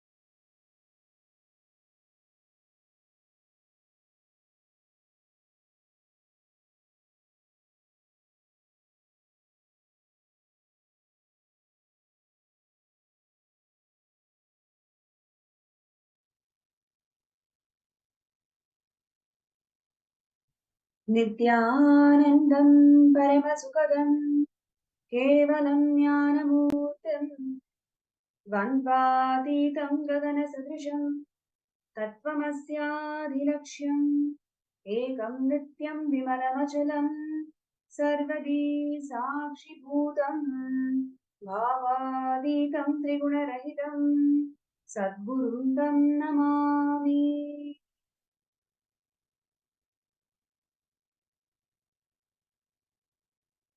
Nithyanandam. I welcome all the participants and the viewers in all our social media platforms joining us from 175 countries to this most blissful, most divine, the Bhava Samadhi Darshan of the Vaidyeshwara, the supreme pontiff of Hinduism, Bhagavan Nithyananda Paramashivam, manifesting the various 64 manifestations of Paramashiva. I'm sure all the viewers and participants are having an amazing time just receiving these darshans, the most extraordinary experience where we can mirror the superconsciousness in our inner space. And these blissful darshans manifested to the Swamiji is one amongst the many precious gifts that Swamiji has given to the whole world. And as we are getting ready to receive the darshan, this segment is going to focus on one such precious gift that Swamiji has given to this world, which is Sarvanyapita. As the scripture beautifully goes by sharing that whenever there is a decline in dharma, whenever there is a decline, whenever there is a persecution that is happening to one of the three wings of Hinduism, whether it is in terms of the infrastructure, Hindu infrastructure, which is the temples, or it is in terms of language, Sanskrit or Tamil, or it is in the form of scriptures. When any of these three pillars undergo persecution, the very embodiment of cosmos, Paramashiva, descends in the human form. Today, we have Paramashiva descended in the human form as the 1008th incarnation of the Supreme Pontiff of Hinduism, Swamiji, to revive the Hinduism back to its original glory. The Sarvanyapita is the infrastructure which is revived, which is established to revive the ancient Hindu wings and pillars of Hinduism with the grace and blessings of Avatar. And today, Swamiji is reviving Hinduism in all its glory for the last 30 years. In every single aspect of Hinduism, Swamiji has revived, made it user-friendly, and providing Hinduism as the solution for all the global problems today. Hinduism is provided as the solution for all the global problems today by Swamiji. Today, Kailasa stands as the first nation for Hindus and an exemplary nation to the whole world, which has solution for every single global problem. Sarvanyapita consolidates all the Hindu solutions, consolidates all the available scriptures into meaningful Hindu solutions and presents it to the world. And this segment, we are going to see one of the most important contributions of Swamiji, which is to revive and preserve the Hindu scriptures, the very embodiment of Vedamata, the source of Paramashiva's vision for the whole of the humanity, how Swamiji has revived, how Swamiji has preserved and revived and made it user-friendly to one and all. This segment is all going to be about that.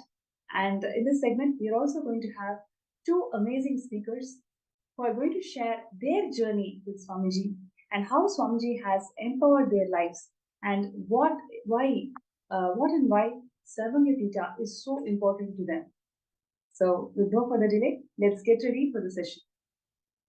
And I also would like to request all the viewers and participants to keep this session as interactive as possible. We're also going to be having the third eye scan for every single person who wants to manifest Sarvanyapita. And throughout the session, if you have any queries or questions, or if you feel something needs to be called out, please feel free to post them in the chat and also in the MPSM group. The QR code is being flashed on the screen, so you can take a few moments to scan the QR code and post your comments and feedback on the screen. So with no further delay, let's start the session.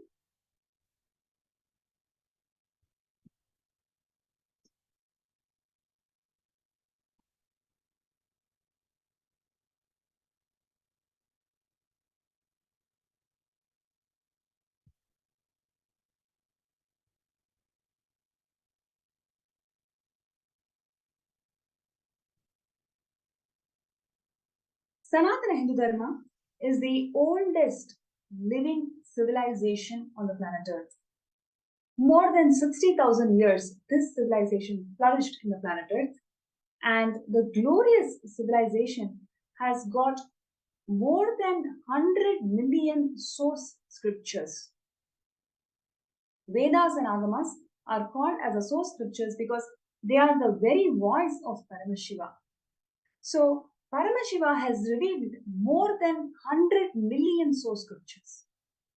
And each of these scriptures gives rise to a religion itself, a sampradaya, a tradition itself. So, Sanatana Hindu Dharma is not a single religion, it is a pantheon of multiple sampradayas. Thousands and thousands of sampradayas and traditions come together under the umbrella of Sanatana Hindu Dharma.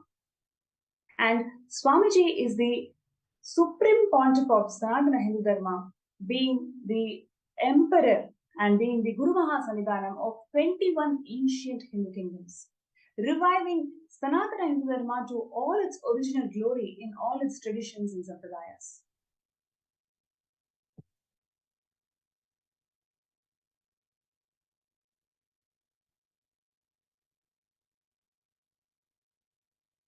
And what we are seeing here is a beautiful classification of the Hindu scriptures. I would like to really call out that this is one of the most important contributions of Swamiji, because there is not a single place in this world where you can see the Hindu scriptures being classified.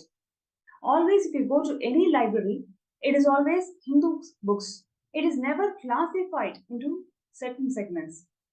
This is the most important contribution of Swamiji because he, as an avatar, is able to conceive the whole volume of source scriptures. The very important contribution of Swamiji in this field is classification of Hindu scriptures. So what you're seeing here is the broad classification that Swamiji has given.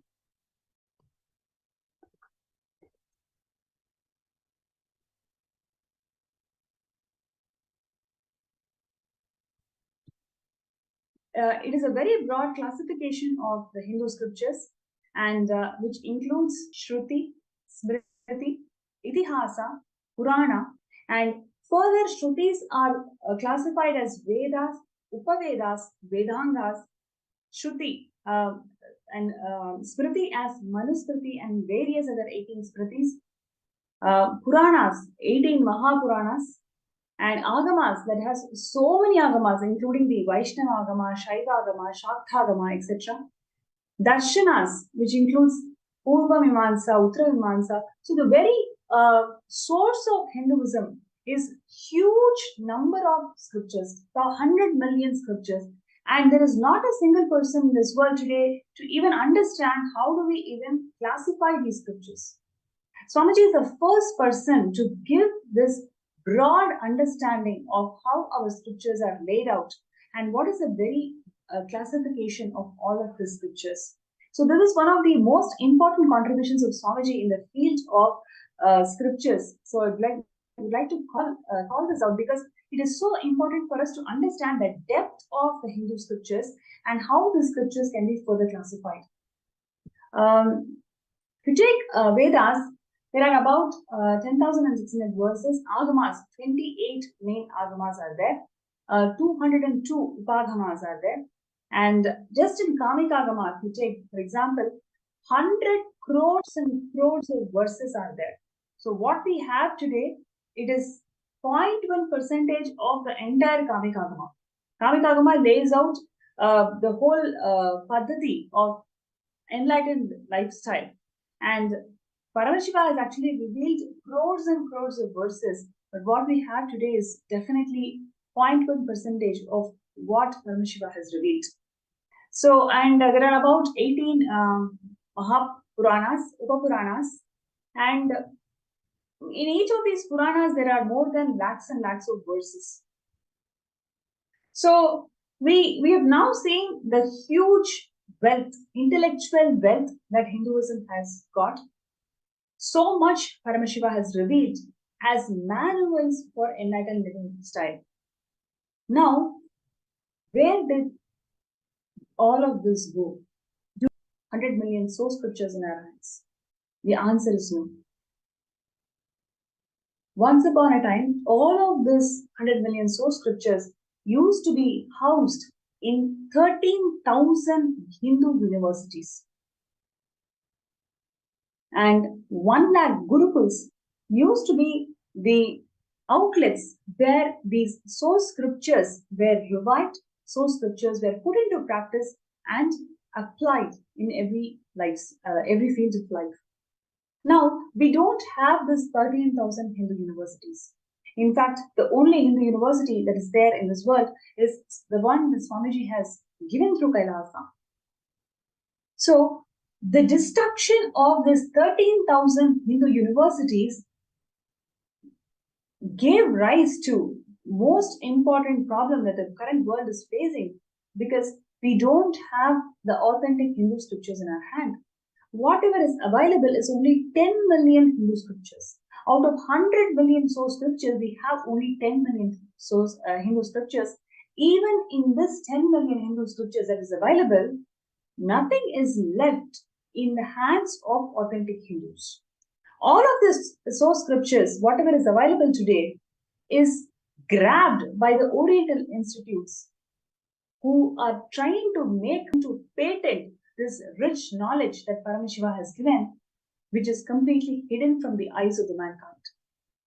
What Swamiji is doing is reviving, giving life to this available 10 million Hindu scriptures, and the remaining 90 million Hindu scriptures. How is it going to come out? It is through the science of power manifestation. Swamiji's every single initiation towards the superconscious mutation. For example, last 1 year, Swamiji has empowered the humanity with his superconscious mutation science. It is all about downloading the entire knowledge from cosmos. The remaining 90 million source scriptures Swamiji is going to revive by awakening the DNA, God DNA, in each and every of the Kailasians and Gurukul Balasans. And through this, he is going to revive and restore the 90 million source scriptures that is destroyed by the Hindus.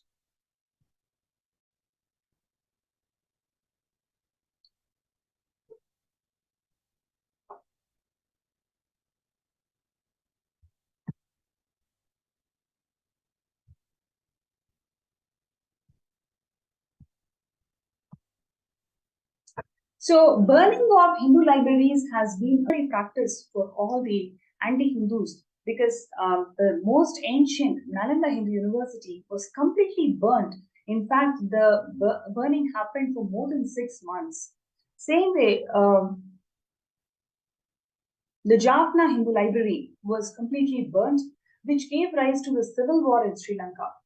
And even the Kailasa's Nithyananda Hindu Library in 2010, back in Bidadi, was completely burnt, which was the starting point of the cultural genocide. So every time we want to destroy a community, every time we want to destroy a flourishing Hindu civilization, anti-Hindu elements use burning of libraries as one of the important tools to destroy the intellectual wealth that they all carry.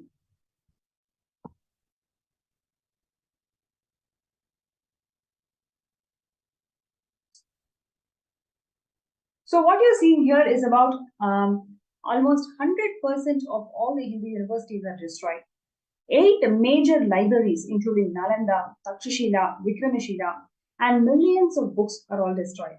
There are more than 2 million temples in India, but not with a library. This is one of the most important aspects I would like to highlight, because as per Shilpa Shastra, as per the Shastras of the temple architecture, every temple in a third prakara should house a library. And I'm sure there are thousands and thousands of temples which are built as per agamas. But now you can actually find there is not a single temple with a library. That's mainly because the anti-Hindus systematically destroyed the library from the temple. And what is only available in the mutts or adinams, and thousands of destroyed and or poorly maintained in fact. And the major collection of all the manuscripts that we have in our hand is in the Oriental institutes or the institutes funded by the foreign countries, and millions of source scriptures are all stolen by the invaders. What we have in Kailasa today is a revival of all of these scriptures. Swamiji is bringing life to them. So by supporting Sarvanya Pita, you are supporting this grand vision of bringing back life to this all these source scriptures. So I request everybody, whoever is feeling that yes, this is a very important cause, we need to bring the scriptures alive, because these scriptures are not just the scripture, they have the intellectual wealth. So many thousands and thousands of life solutions can be revived, brought back, and by which the humanity can benefit just by reviving the source scriptures. So if you feel that it is a very important cause and all of us should be part of it, I request everybody to sign up in sksjp.org/contribute. And let's take a few minutes for all the participants, viewers, even if you have signed up earlier, take this moment, take this call to sign up now and set the intention that let all of us manifest Sarvanya Pita by this Shivaratri. The Shivaratri is going to happen on 9th of February. So I request everybody to set the intention. We can all manifest Sarvanya Pita if you decide to become the Sarvanya Pita Yajaman by Shivaratri. So requesting everybody to sign up and set your intention. Swamiji beautifully shares, if you take one step, I will take million steps for you. So let us take this first step of signing up as Sarvanya Pita Yajaman, and Swamiji is going to bless us all to become the Yajaman by Shivaratri. So let's take a few minutes for all the participants out there to sign up and set your intention to become the Sarvanya Pita Yajaman.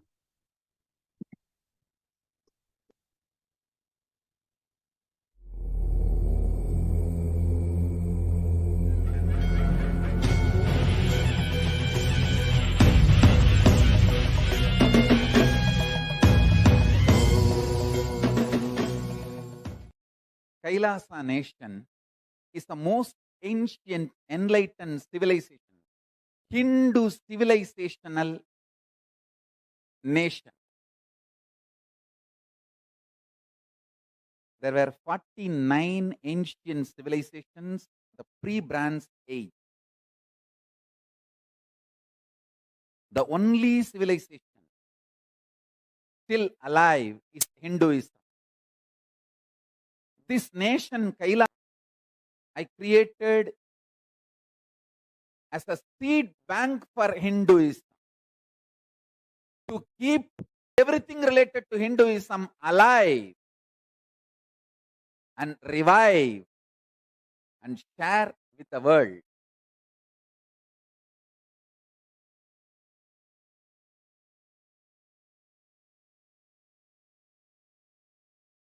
With the grace of Paramashiva, with the blessings of Paramashiva,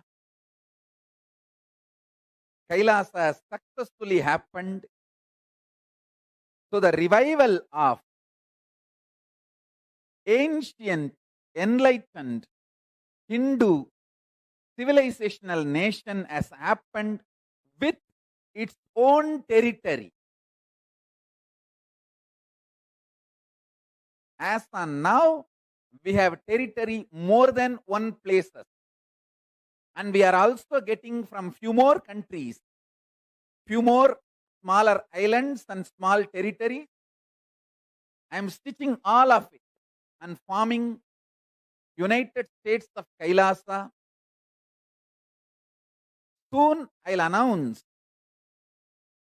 the location where all we have our territories.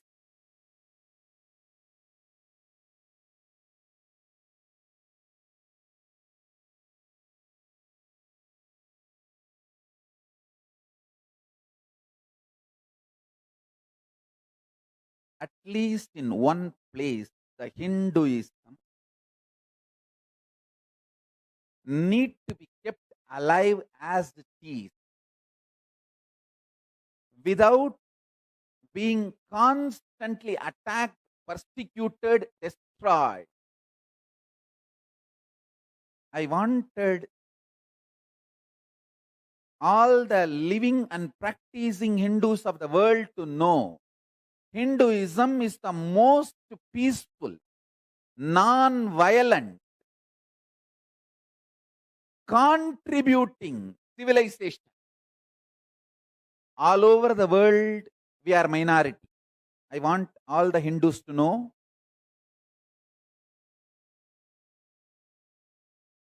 all over the world, other than India, Nepal, we are factually and actually minority. In Nepal and India, we are factually may not be minority, but actually we are minority. Hindus in Nepal and in India, number-wise may not be minority, means factually may not be minority, but actually minority. So fundamentally, Hindus are minority all over the world. At least in one place, we need to keep Hinduism alive. The Hindu enlightenment sciences like yoga, meditation, kriyas, temple rituals, Hindu architecture knowledge, all the Hindu way of healthy eating, Hindu medicine.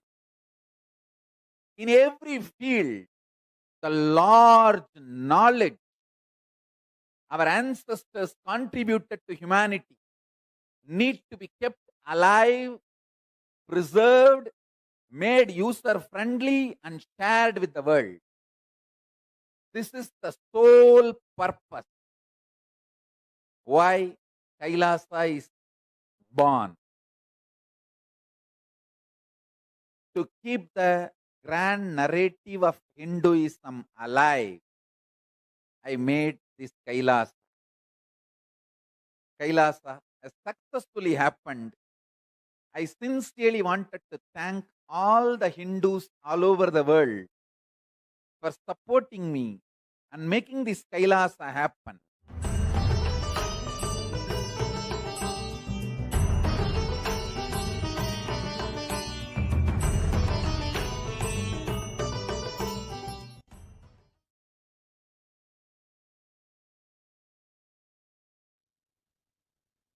Yes, Kailasa has been successfully happening as Swamiji has announced this Vijaya Yatra starting of this year in Jayanti celebrations. Kailasa is going to be announced, and the whole of the public, whole of the humanity is going to experience Kailasa physically this year.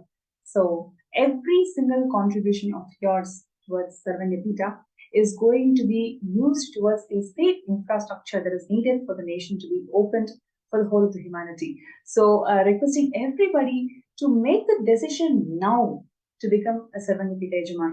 Yes, you can, you may have the intention to manifest Sarvanya Pita Yajaman.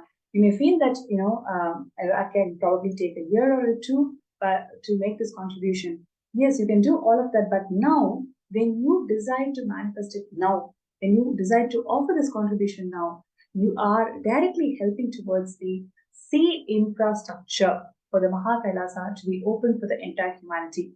So requesting everybody to think about it, like when there is a need, when there is a very important cause that is going to benefit millions and millions of people, then at that time your contribution will become significant and meaningful.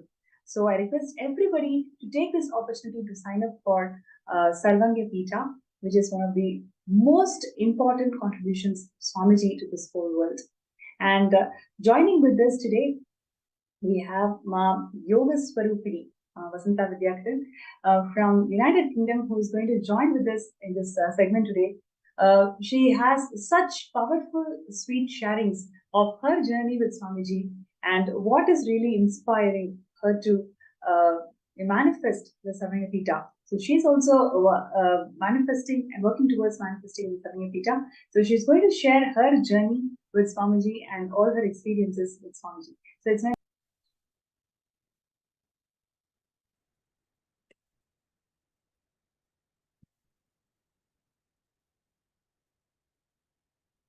So it's my pleasure to welcome Ma Nitya Yoga Swarupini.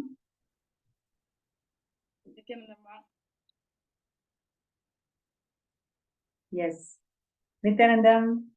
Thank you so much, Ma, for joining with us today. And I'm sure all our viewers and participants are going to have amazing time just listening to your beautiful sharing and stories and your journey towards becoming a Savanipita Yajman. So, firstly, would like to connect with you. And first question that I would want to ask is, how is that your whole family feels so connected to Swamiji's teachings? Almost every single darshan you guys do a visit.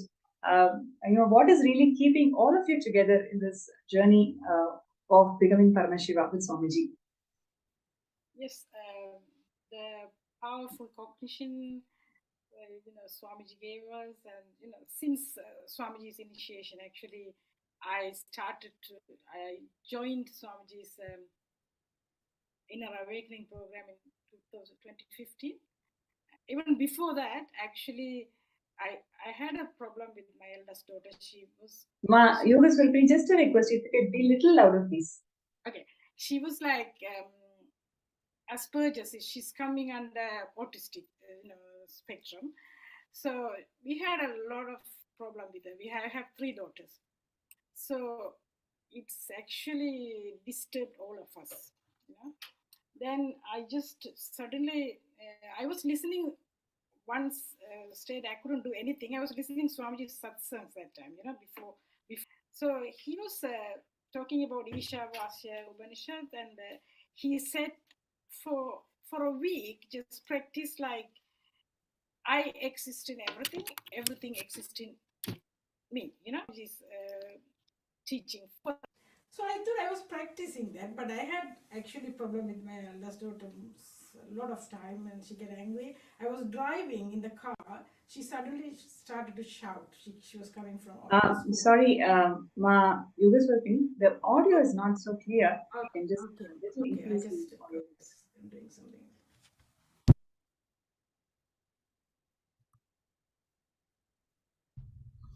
Can you hear me now?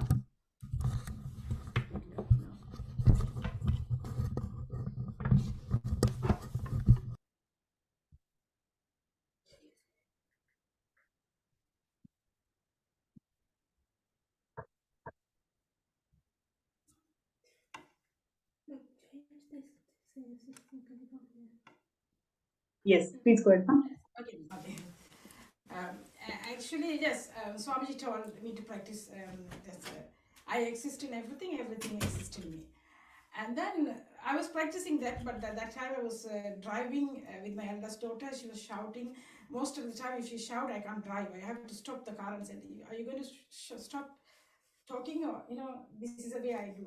But that day I thought, okay, Swamiji said to practice this one. So I was thinking, oh my God, Swamiji said I exist in everything.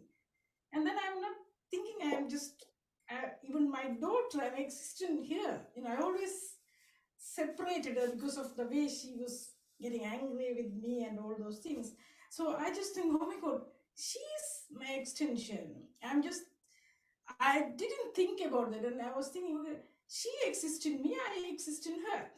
That's all I thought. I didn't say a word. She stopped shouting. So this was my first, powerful cognition from Swamiji. So Wow. then I thought, oh, I better go to Swamiji's Kalpadara program. I found out here.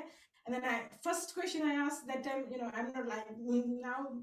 That time I asked Swamiji, can you heal my daughter? He said, yes, through the phone actually, on the Kalpadara program. So I decided to go to another program. I went for one program here, and then with that program, she calmed down, in here. So actually, we planned planned to go to Greek island, all 5 of us that time.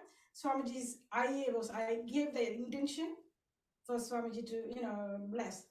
That time I told my husband, I wanted to go, but we all booked it for the Greek island. What can I do? He said, okay, you all 3 go here. You both can go to Swamiji.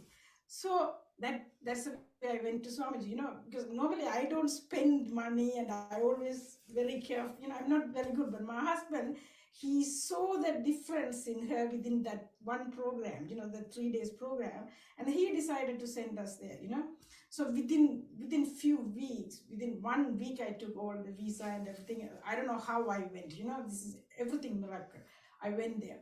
When I was going there, I never take her on my own, I always go with my husband. So I have to go to Bombay, to Delhi, and then Delhi to Varanasi. The Delhi to Varanasi started to shout at me, she said, why, this is too much, I'm tired. I was thinking, oh, what can I do? I'm taking her for 21 days. And then I went into the flight, just get into the flight. Swamiji was there in there. So I don't know, he was just taking, flight from Delhi to Varanasi, same flight as me.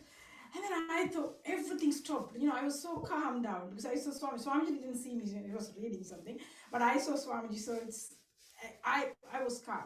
And then I went there, and then Swamiji said, I'll heal you completely. Within that one IA, I completely changed, Swamiji's, initiation did a lot of transformation with both of us, And actually, Sai, when I came back, one day she was hugging me, and then my husband, because she never ever, she always fight with me, and then my husband said, something happened, Swamiji did something, so he also believed Swamiji. Said, so that October, we all went for the, I went for the volunteering, and my husband and Sai did the IA. And then you wouldn't believe, we wanted to go again. And then Nithyananda I went, and then again Kumbh Mela, like that. I was continuously, I wanted to go behind Swamiji, wherever Swamiji goes. That's the way everyone, even Nyanad was asking me, oh, you're here. Oh, Swamiji loves you. That's why you're here. Otherwise, I won't be, what he says, That's beautiful, Ma. So before you add, such wonderful, memorable, beautiful moments of your journey with Swamiji, I also would like to welcome Ma Alpha Patel from USA. She also has got such beautiful moments of how Swamiji happened in her life, and what a journey it is with having Master guiding us all in this journey of exploring and seeing ourselves as Paramashiva. So I welcome Ma Alpha Patel to this show today, and Nithyananda Ma. Great. Thank you so much for joining, and I really cannot wait to hear from you all the beautiful moments that you had with Swamiji, who made you to experience the real you. So I'd like to hear from you, Ma. Thank you so much, Ma. So I would probably say we became involved with Swamiji about 3 or 4 years back. And I am actually a pediatrician, and I had my own practice in Connecticut. I have been suffering for 20 years with chronic debilitating health issues or near-death issues. When I moved here to California from Connecticut, that was about 6 years back, my doctors has pretty much told me they didn't expect me to live past 50. Like I said, I've been with Swamiji for 3 years. I'll be turning 52 next week.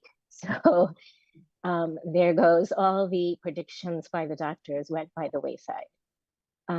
My first experience with Swamiji was after a Guru Puja. And I have never been to an IA. I've actually never been able to travel to India because of my health. And I can travel very little. So all of my interactions with Swamiji have only been over the phone, or if I was lucky, via a Zoom video. And despite the long distance, my first experience with Swamiji, the very next day, I was in severe pain. Yet I had a 360-degree vision. I was able to predict that the rain was going to come in 10 minutes. I had levitation. And I would say, since I've been in Swamiji's space, I've been able to come off of most of my medication. I do not go to the doctor. If anything, whenever I'm in severe pain or I have any issues, I just think of Swamiji, and he is just here. He's always with me, and he is always giving me strength. My entire family also believes in Swamiji and is our disciples, and they have been with me through all of my experiences and have seen the trauma, have seen the pain. And yet, despite everything, we have been able to transcend everything. And I tell people, although I still experience pain, I'm no longer suffering. And that's the first gift Swamiji gave me. He taught me to separate the pain from the suffering.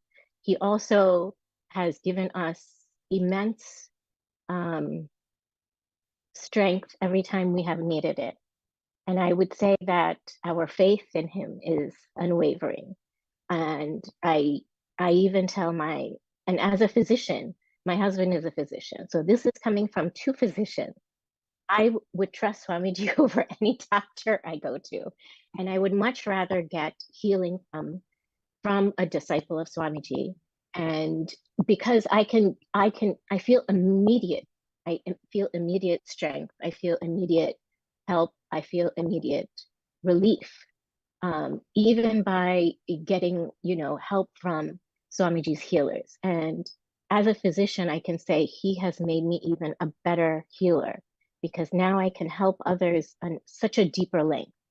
I know I've been going on and on. If you have any questions, I'd be happy to answer it. But I mean, I cannot express even more. And we are now, we are SJP manifestors. And I would probably say that is one of my life's wishes, to become fully SJP and to be in Swamiji's space. And if there's one lesson I give to my children, they've seen me suffer, they've been with me in the hospital. They know that we're all hanging on by Swamiji's strength. And we are so indebted to him, and we could never thank him enough. And so all of you who are thinking about it, you will have immense cognitions. And as Shivratri is coming, I would say every Shivratri, since we have been in this space, I have had cognitions and I have had completions. And I always feel like I go up one rung of the ladder, that I'm in always a higher space every year. Yes. That's so beautifully shared, really, Malva. When you said how Swamiji has given you life in terms of health is something so important and so dear to so many of us. And when Swamiji, with Swamiji's blessings, when you were able to manifest health, and the most profound thing, one of the things what you mentioned was every Shivaratri, all of us have a conscious breakthrough, right? And I really pray, Swamiji, that you will also, like all of us, be getting the conscious breakthrough and manifesting the SJP which you always wanted. And just want to know from you, what really inspired you to work on manifesting the Sapangita? I would probably say it was my husband first who wanted, us to become SJP. And again, because I'm no longer working, right? We always think about, okay, money is an issue, wealth is an issue. And it is, but just as you said, health is so much more important. And yes, Swamiji wants us to attain wealth too, because it can be a protector. It's an energy. We can use it for good, for humanity, for his mission. But at the same time, we have to understand we can never get to that space unless we first do something else. And that's to be in the space of an avatar, to be in the space of someone like Swamiji. That's beyond anything you can ever get in this material world. It is the ultimate for every soul to be in that space. So if you have to give everything to get there, give it, because what you will get is so much more valuable for everybody. And as a mother, I can say I know I'm giving my children so much more by making sure that they are in Swamiji's shadow. So becoming an SJP, you will have so many more cognitions, because it's like being in his space, being one step closer to him. Yes, so beautifully said, Ma. Becoming a Sarvanyapita Yajaman is nothing but Swamiji. You will just simply manifest his space. You will be an extension of him. So there is not anybody who actually manifests SJP just because they have money. It is really the space when they work on it, when they really transform and decide to become his very own extension. That is when the manifestation of SJP simply happens. So it is not just a contribution, a monetary contribution towards the mission, but rather having that conscious breakthrough, right? Really having that conscious breakthrough. Only through that conscious breakthrough will be able to manifest that wealth towards SJP. So everybody, all the manifestors, whoever has started their journey towards Sarvanyapita, everybody are actually consciously working on themselves. How they can manifest SJP is not just accumulating some wealth. It is about dropping the patterns. It is about dropping the karmas, and it is about manifesting powerful cognitions and powers. Only when we consciously transform, we are blessed to become the SJP.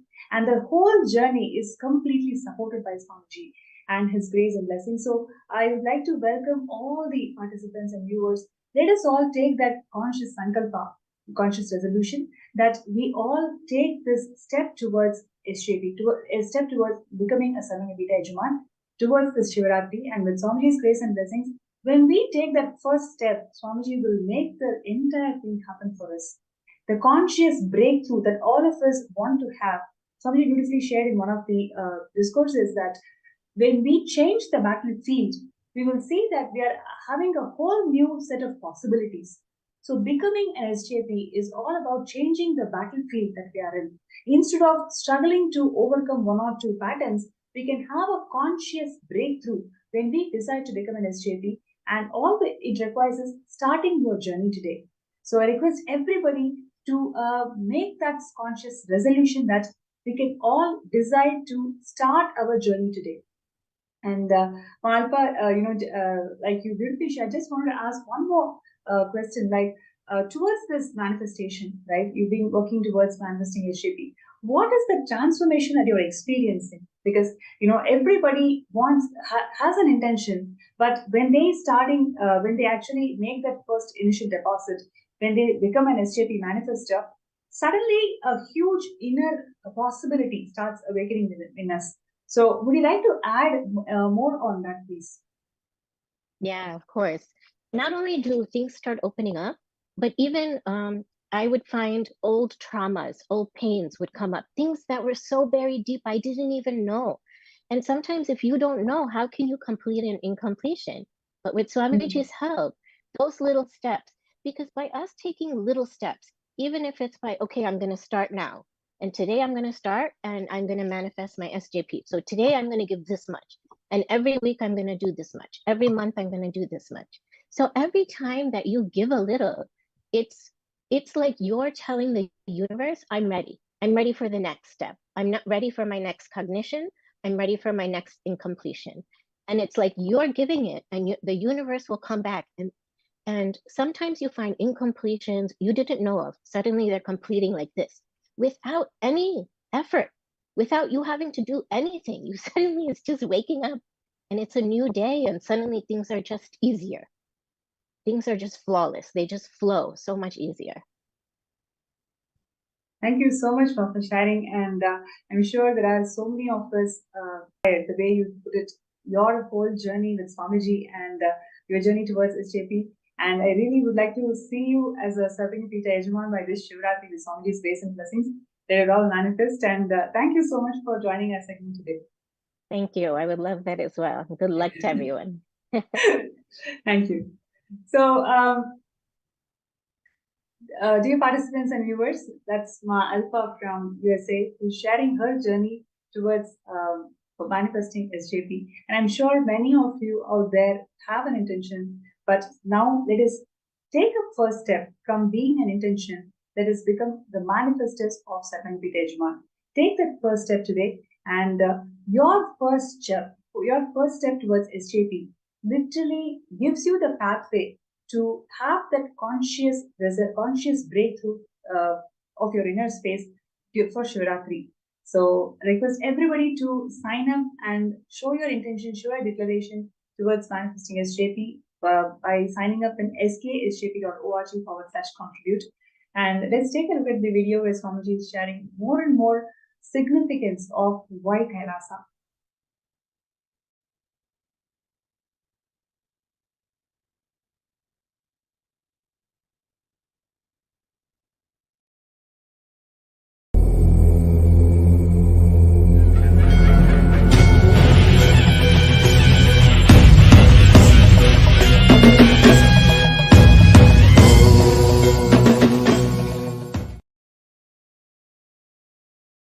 The Indian mass media cult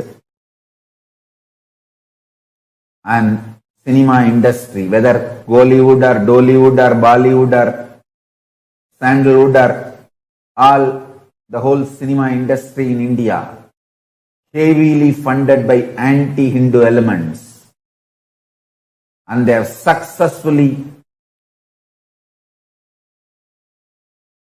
done the continuous hate speech at least for last 50 years.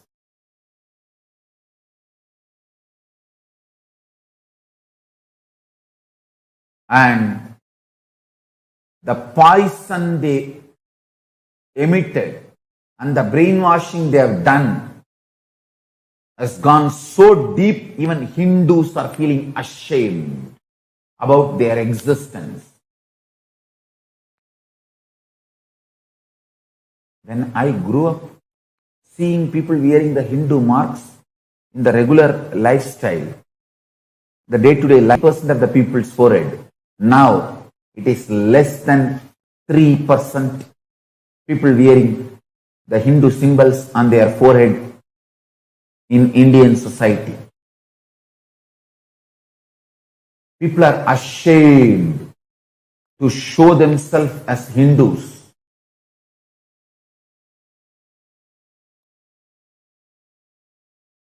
Sadhus are terrorized. They have to constantly live in fear. Hindus, wake up. Wake up.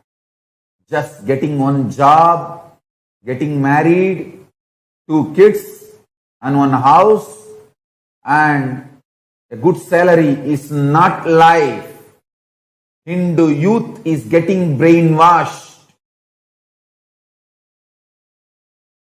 Just that small little success is all life. And few courageous people who take up this sadhu life to keep Hindu culture alive are terrorized, and absolutely they have to face lawfare, they have to face so much of hate speech and so much of poisoning. Finally, they are killed, eliminated. And I am telling you, in few days, nobody will remember this lynching.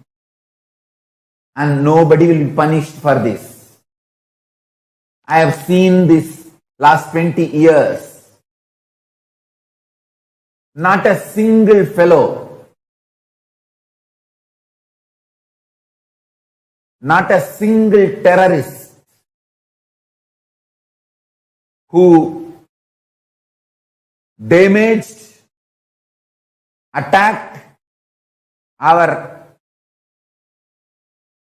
Sangha Hindus, damaged our properties, killed our Kailasavasis, devotees, disciples. No one, no criminal, no terrorist was punished. It is 20 years. Now, I am facing this.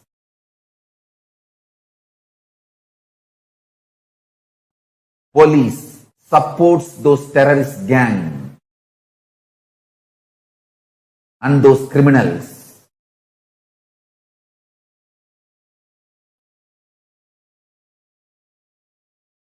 So much I've gone through and my Sangha has gone through.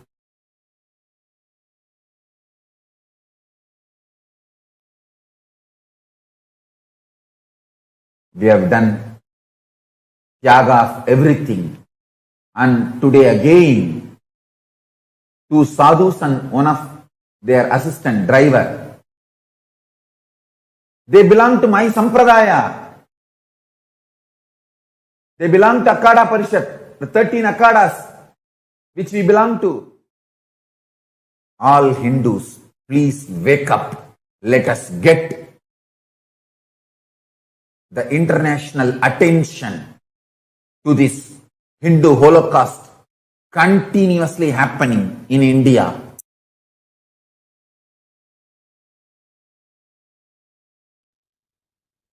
Yes, that is exactly what Swamiji has accomplished. In last couple of years, there are 9+ UN reports are published highlighting the Hindu Holocaust. And moreover, the permanent ambassador of Sri Kailasa has represented the voice of dispossessed Hindus facing these attacks in United Nations. And several other international forums, Kailasa and its ambassadors are voicing the plight of Hindus and the need for Hindu nation and the role of Kailasa in integrating the voices, unheard voice, untold Holocaust of all the Hindus out there. So the Kailasa is a voice of all these dispossessed Hindus in the world and how they can empower themselves by living Hinduism in its authentic form. So requesting every single person, whoever feels that this is a very important cause for which all of us can come forward and be part of it, sign up yourself as a Sarvanipita Ejamana. So your decision to be part of this mission today is going to empower billions of Hindus out there. It is going to empower thousands and thousands of people to practice Sanatana Hindu Dharma in the most authentic way. So, and I'm going to continue sharing the contributions of Swamiji in reviving, protecting the source scriptures of Hinduism. And Swamiji's Kailasa's Nithyananda Jnanalaya, it is one of the world's largest collection on Hinduism.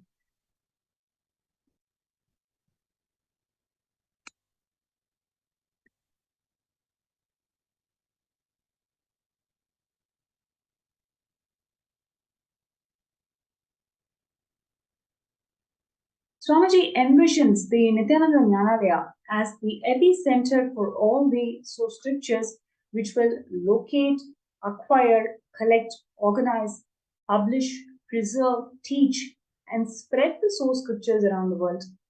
Embracing the true glorious Sanatana Hindu Dharma, Swamiji empowers the Kailasa and the administrators to run under the constitution of the scriptural authority on the eternal truths. So yesterday we saw how the entire cosmic governance and Hindu democracy of Kailasa is based completely on scriptures.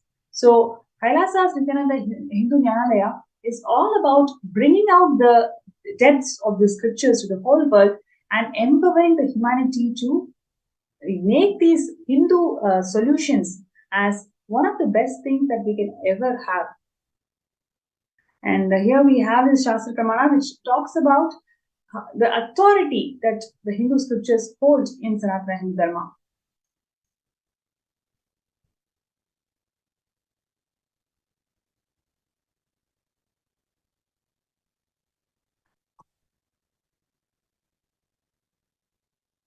So the vision of Kailasa's Nithyananda Jnanalaya is to create the largest repository of Hindu scriptures.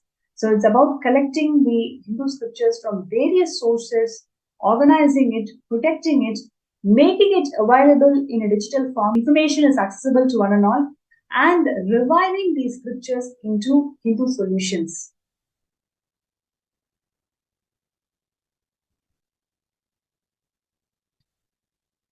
So, Kailasa's Nithyananda Jnanalaya creates and preserves the largest repository of Indian scriptural knowledge in the world for posterity under one roof, collecting all the Hindu scriptures, books on the planet Earth, establishing the world's largest library of Hindu books and manuscripts.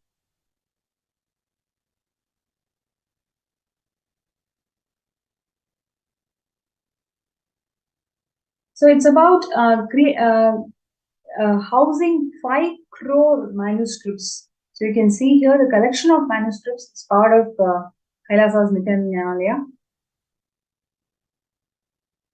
and collecting 20 million source scriptures. And Swamiji is conferred the Asia Book of Records for maximum number of books published by a single author, 1,123 books. All of these books is nothing but making Hinduism user-friendly. Every single line, every single solution that is provided in this 1,123 books is all from the scriptures of Hinduism, all from the source scriptures of Hinduism, and making it really user-friendly, making it solution-oriented for today's modern world. And Swamiji also is conferred with the Asia Book of Records for delivering maximum number of discourses by a single person, about 3 lakh hours of discourses Swamiji has given. And all these discourses are all about Hindu solutions towards a conflict-free living, peace-based powerfulness, and ahimsa. And one other contribution of Kailasa's Jnanalaya is the Hinduismpedia, which is a simple and hard work to organize and present all the Hindu scriptures available on the planet Earth. Literally, it has a compilation of 1 million pages on Hinduism with a collection of 22,000 digital books, 1,000 plus e-textbooks, and 1 million plus 100,000 plus articles on various topics of Hinduism.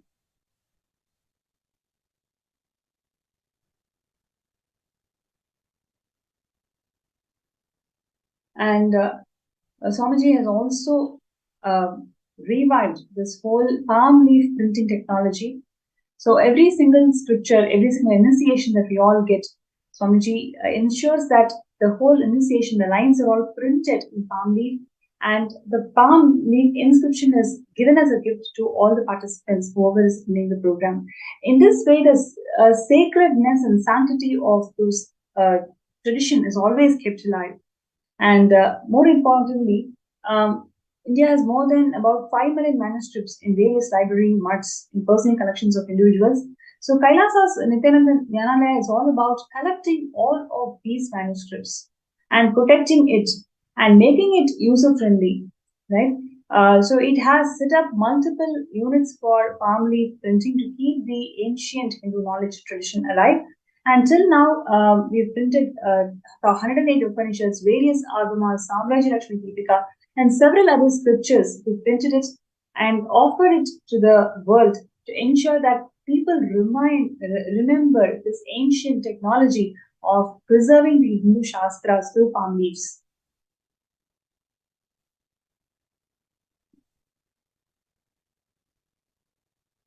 And also various other manuscripts which are endangered has been repaired after scanning. So not only collecting of all these manuscripts from various sources, protecting it and scanning it, digitizing it immediately, so the knowledge is not lost.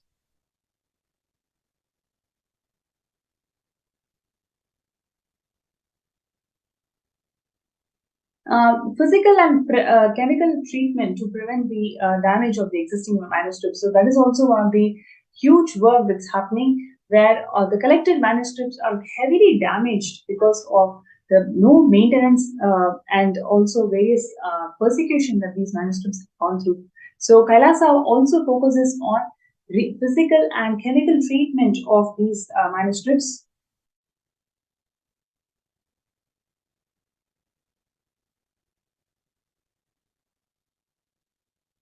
So it's about digitization, palm leaf printing, scripture collection, organizing all these scriptures, classification of knowledge, digital collection.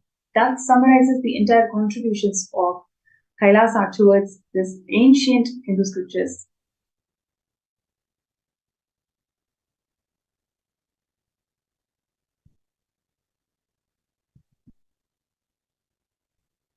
So what you're seeing here is the work that Swamiji has inspired the peacekeepers of Kailasa to protect and preserve these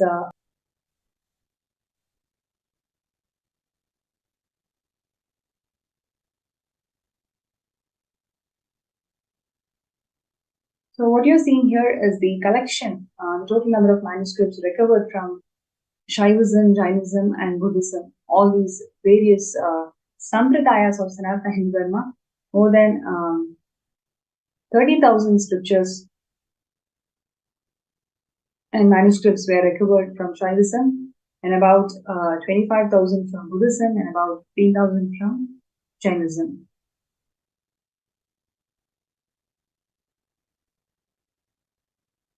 So about 3 million books on Hinduism from various sampradayas are all collected by Kailasa's Nithyananda Jnanalaya.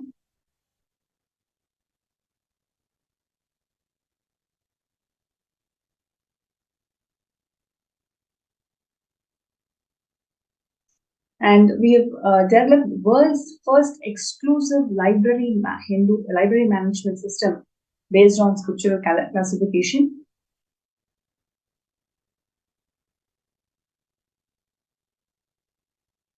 World's only multi-script optical character recognition software is developed by Kailasa's Jnanalaya, and it makes the digital books into in-text, searchable, editable, and it also enhances the search capability, makes us to understand and find out more Hindu solutions from these scriptures.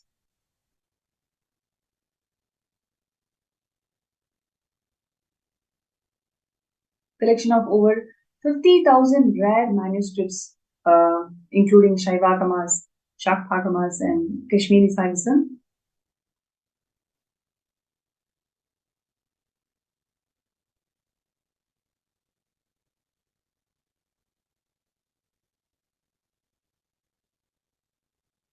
And a few more contributors, compliance body, involves setting up these committees, certification bodies to audit every single Hindu practice that is out there. Is it complying as per Vedas and Agamas?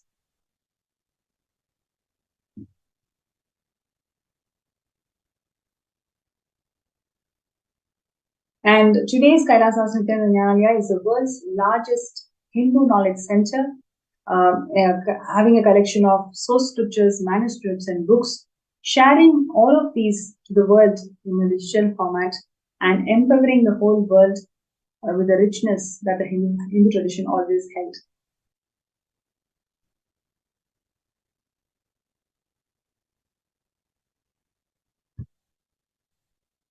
So this is one of the most important contributions of Kailasa, because all the solutions that we are having today from 30 years of hard work from Swamiji, everything is about reviving and providing life to these source scriptures. That's what Swamiji has been doing for the last 30 years. And today's world is facing so many global issues, and we don't even know the know the solutions of many of the problems that is existing today. But Sanatana Hindu Dharma has got solutions for every single world problem, and that is what Swamiji is doing by reviving these solutions. For example, recently Swamiji shared the global climate change, the issue that the world is facing and combating for several years now, several decades now. Swamiji said it has to be based on karma. So by providing the solutions from Sanatana Hindu Dharma, Swamiji is making the world understand the importance and recognition of Hinduism, and provides ultimate solution for the enlightened conscious living. So we, by signing up for Sarvangapita, you are supporting this entire mission towards solving all the global problems that is existing today. So requesting everybody to take this moment to sign up and show your intention towards Sarvangapita.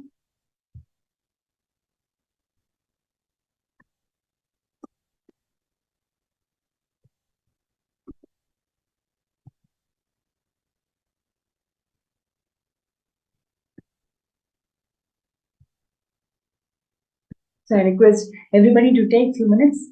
And if you have any further questions or comments, you can feel free to post them in the YouTube chat and also in the MPSM group.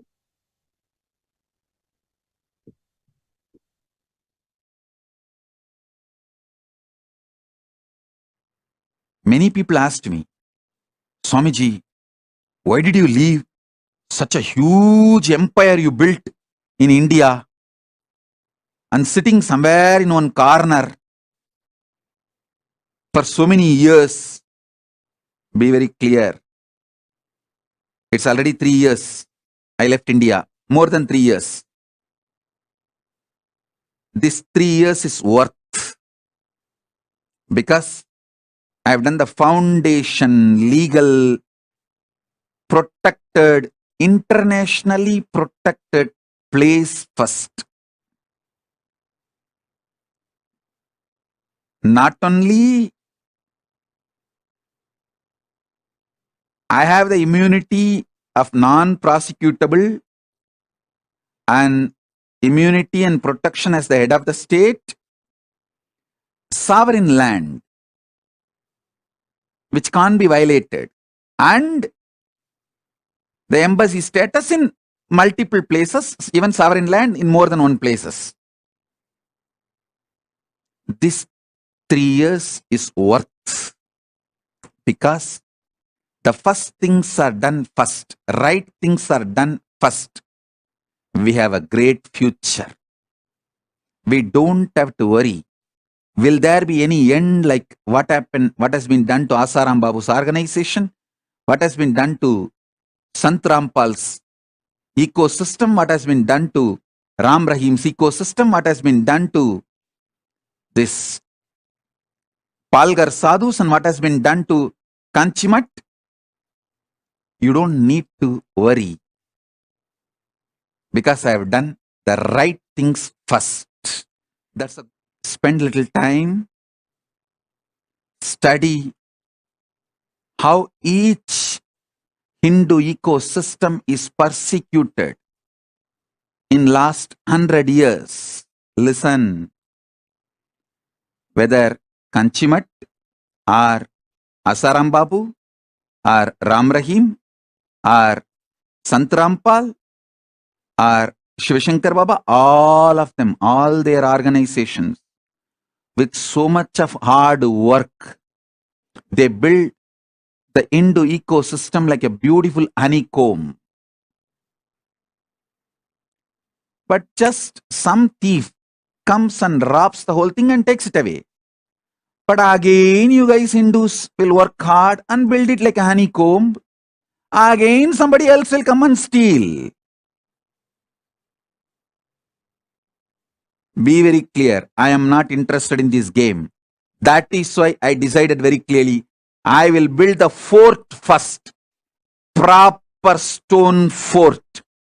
Then build the honeycomb, so it will stay forever and work forever.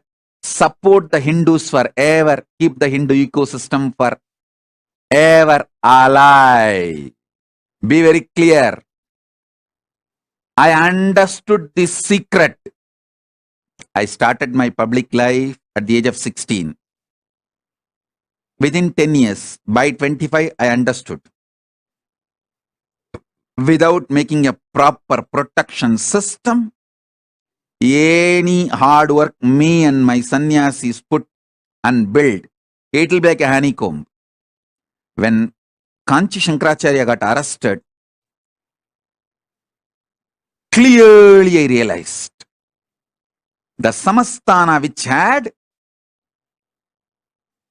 immunity from all prosecution, lasted just 2 generations before,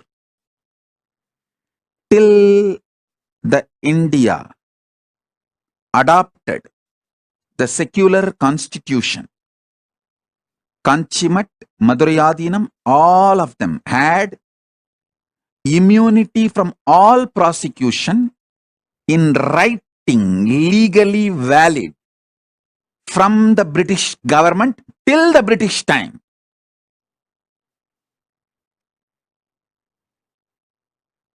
Just 2 generations. Now, those gurus are getting prosecuted. Lawfare is being done. False accusations are put. They are prosecuted left, right, center. Of course, Kanchi Shankaracharya proved he is innocent and came out. But what happened to that organization? What happened to that mutt? What happened to himself? Was he able to stand back? The criminally negligent Hindus did not have gratitude for all the work he has done. The criminally negligent Hindus are not realizing the anti-Hindus are attacking the real Hindus because he stood for the Hindus and stick his neck out, his head was cut. That's all. So that is like a message. No one else should stick their neck out for Hinduism. I tell you, I realized this truth. If I don't build the proper legitimate fort, legal protection, even if I work for 100 years and build the Hindu ecosystem, I don't want to say what would have happened. I know very clearly. I know very clearly. I know very clearly.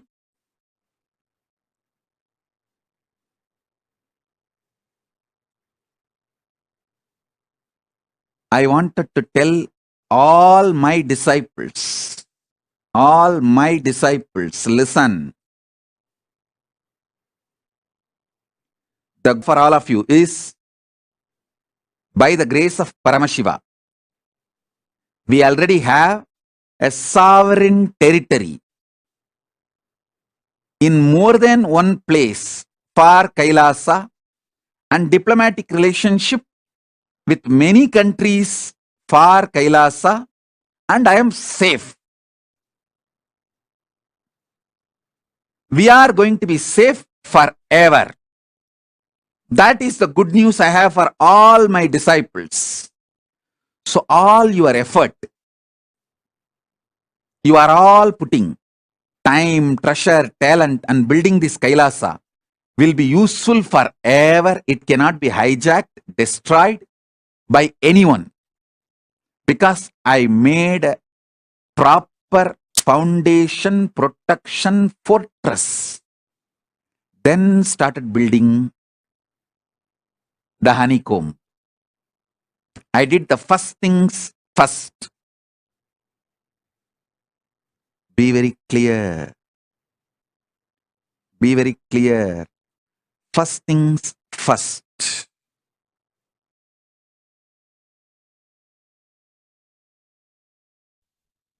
Yes, as Swamiji beautifully mentioned, the having this sovereign nation recognized for Hindus internationally by United Nations, and having this bilateral relations with several other countries, having this sovereign nation is the first thing first that Swamiji has established for all the Hindus out there. By you supporting the Sarvanya Pita, you're supporting this cause of first thing first, Hindus having their own sovereign nation. Swamiji has already made it happen, and now this year we're going to open the Mahakailasa to one and all for the whole of the humanity to come and receive and be in the physical presence of Avatar. So let us take this moment to prioritize of becoming the Sarvanyapita Yajman. You may have the intention, but let us prioritize this. Whatever you are doing towards this cause is going to empower the whole of the humanity to experience the breathing space of Avatar. So with that note, I'm just going to connect with Ma Yoga Swarupini from United Kingdom. Once again, we just heard her sharing her beautiful journey of her being in the presence of Swamiji. And now I'm going to request her to be in his show and share further on her journey with Swamiji. Nithyananda, thank you so much for joining back. Nithyananda, thank you. Actually, okay.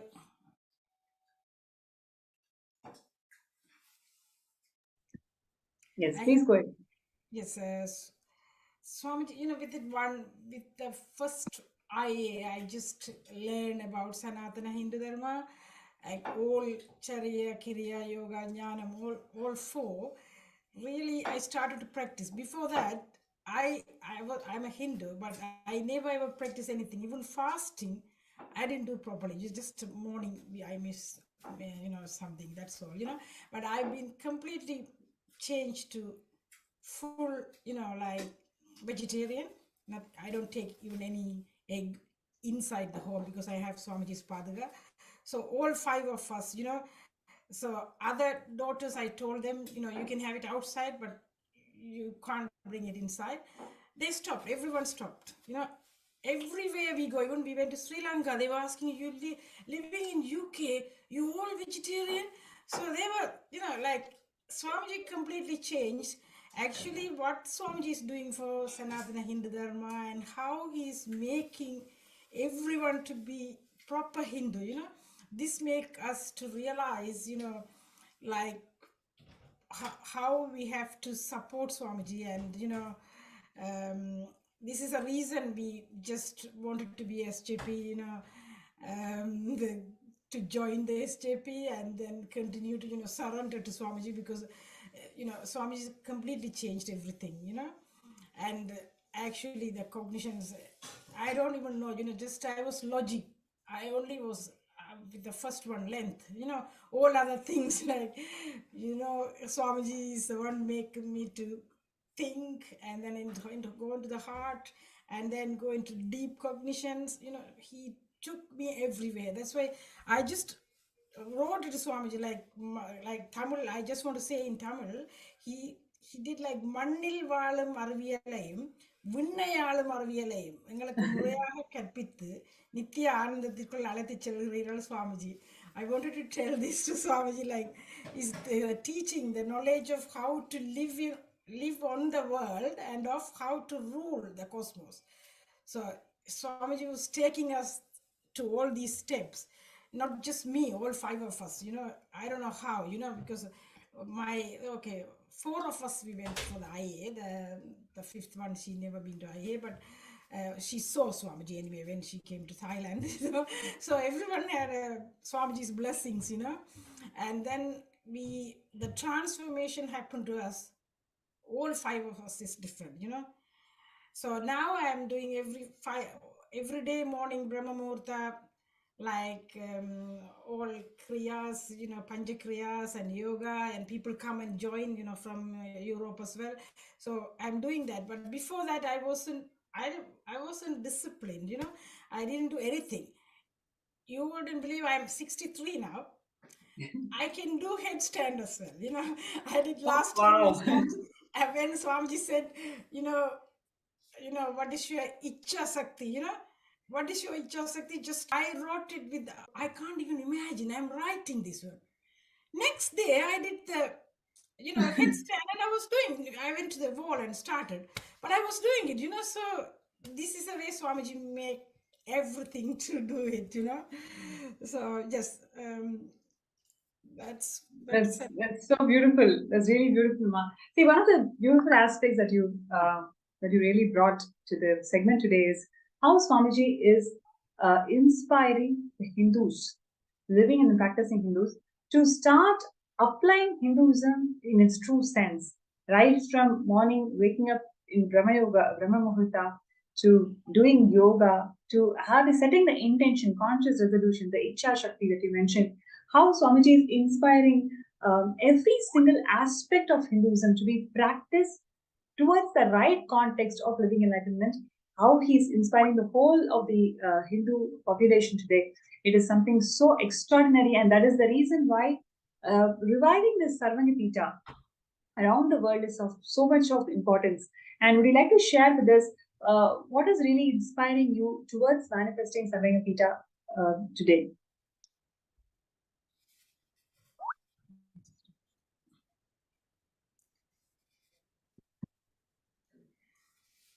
I think whatever Swamiji revived, like scriptures and everything, like he's reviving all the Hindu scriptures and whatever Sanatana Hindu Dharma, all over the world, people are practicing the Sanatana. I would say all these reviving Hinduism, and we thought this is the best way to contribute, and we surrendered to Swamiji, and then we started to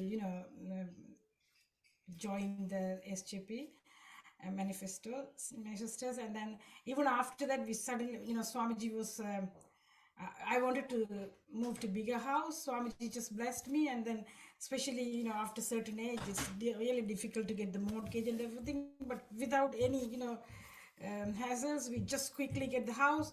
Even the house, everyone said, "Oh wow, this very good price we got it," because Swamiji's blessings, everything is happening.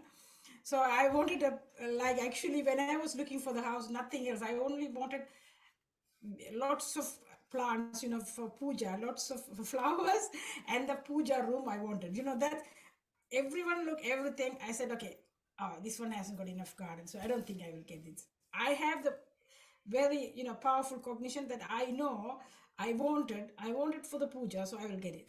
Exactly after I got the house, you wouldn't believe we have the flowers for all season. Wow. I can, so that's the way I'm manifesting. After Swami, I never after I met Swamiji, I never get worried about anything. Even I had sometimes when I had the problem with my eldest daughter, still sometimes. So I says, oh, Swamiji says I will heal your daughter completely. So I know that will happen. So that's the way I give to my mind, and now I am practicing everything is Maya. Everything is Maya. Just everything is dream. So I'm just we all actually surrender to Swamiji. So that is the Beautiful. reason to do it. So I manifest. Yes, JB, ma'am. Beautiful. Thank you so much, Ma, for joining this segment today, and wish all of you, the whole family becomes the Sarvanya Pita Yajaman by Shivaratri and Swamiji's grace. All of you manifest your reality the way you want. Thank you so much for joining the segment today. And it was so nice, so beautiful. You shared all your authentic experiences of how Swamiji transformed your life and the whole atmosphere of the family. Thank you so much, Ma. Thank you. Yes, and that is Ma Nithya Yogaswara from United Kingdoms, who's sharing her experiences of why it is very important to be part of Saranya Pita. And I'm sure a lot of viewers and participants, all of you are inspired to start your journey. And you may be facing some obstacles or something which is not making you to manifest this Saranya Pita Saranya Pita. So if you are looking for a solution, if you're looking for a third eye scan, you can post that in the MPSN group or the YouTube chat, FB chat. And I'm going to take a few minutes to scan with the grace of Swamiji. We'll be able to find out what is the obstacle that is causing for you not to manifest the Saranya Pita and how we can manifest it. So requesting everybody to post your interest, your intention to be scanned through third eye.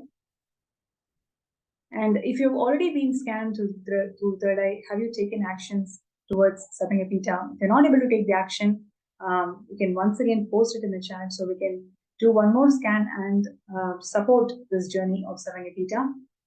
So requesting everybody to take a few minutes to post your intention to be scanned.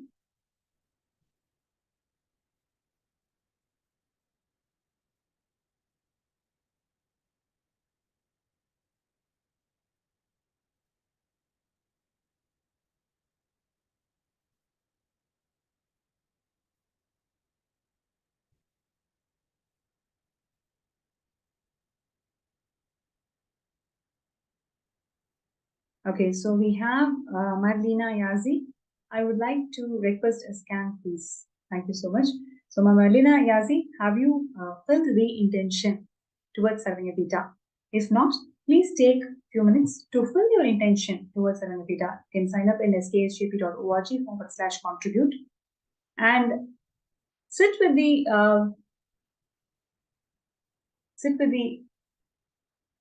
strong sankalpa and resolution that in the next 1 week, you will take all the efforts that is needed for you to manifest Sarvanya Pita by Shivaratri. So sit with that intention.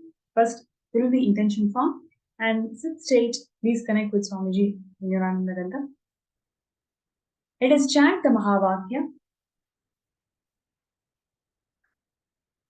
Om Nithyananda Paramashivam. Om Nithyananda Paramashivam. Om Nithyananda Paramashivam.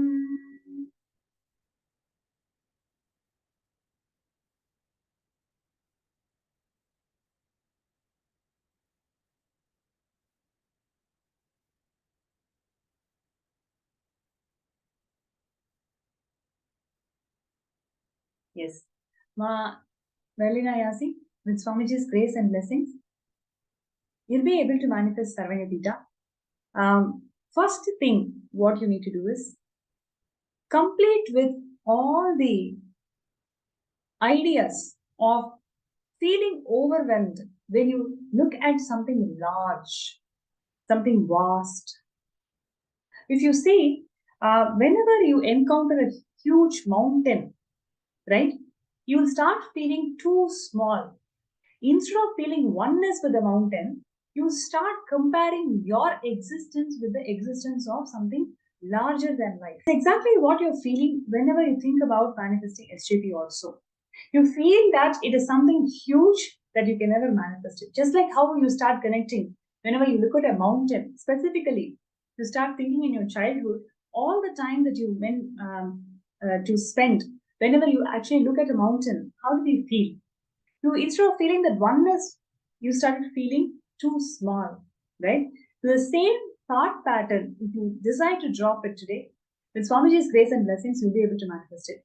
So first thing that you need to do is take the step. Today itself, take a step, take a deposit. Okay, I have this much with me. Let me start my journey towards SJP. The moment you take the decision and start your journey towards SJP, you will start seeing that it is not a far-fetched reality anymore. It is actually something within your reach, because it is not you who is going to do it. It is actually Swamiji who is going to manifest through you. So with this clarity, I would really request you to start your journey today.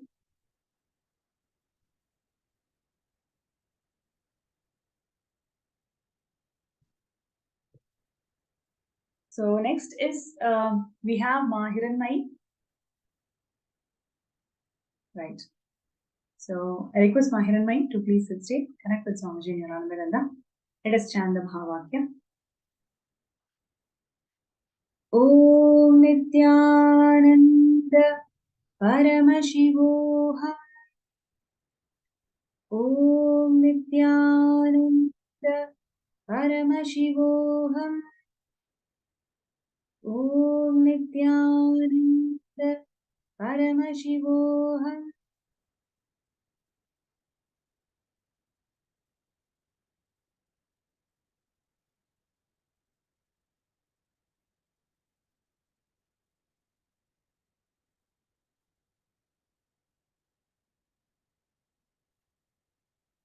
Yes. Mahiranmai, Nithyananda. So first thing, what you need to do is, bring intense ferociousness within yourself, right? So bring intense ferociousness within yourself.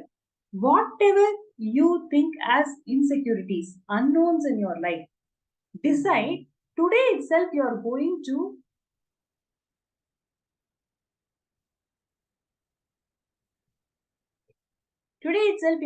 to make that step towards breaking that insecurities, right? So there are, say, let us say, for you to manifest SJP, what is your visualization? In your visualizations, are you seeing blind spots? Are you seeing few scenes you don't want to visualize? You just want to skip. You just want to see yourself manifesting already. So all those unknowns, wherever you feel that you don't know, pen that down. Ferociously approach life and see what is Swamiji showing you when you think about these unknowns. Right? So connect with Swamiji in your Anandaganda. Every single unknown that is there towards this manifestation, sit and pen down, resolve it, approach it with ferociousness. With Swamiji's grace and blessings, you'll be able to manifest. Right? So with it, we also have Murali Manmari, who has requested for a scan. So I request Murali Ayya from New Zealand to please sit straight and close your eyes. Connect with Swamiji in Anandaganda. Let us chant the Mahavakya. Om Nithyananda Paramashivoham. Om Nithyananda Paramashivoham. Om Nithyananda Paramashivoham. Yes. Murali Ayya. So first thing that Swamiji showed is stop questioning Paramashiva. This is the first thought current I would like to share with you. Everything that is happening in your life, it is happening with the grace and auspiciousness of Guru. Because of your lack of farsightedness, we don't see the whole reality. We just have a narrow approach of what we consider and perceive as life. Because of that, you are constantly complaining everything that's happening in life. Everything is a complaint. Everything you feel that it is not enough as you would like it to be. Decide to drop this questioning life, questioning Paramashiva, questioning Guru.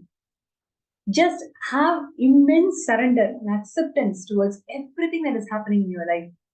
Moment you start accepting, moment you start surrendering, you will actually see you have immense possibilities, immense wealth to actually make it to Samanyapita. You have that possibility, you have the wealth.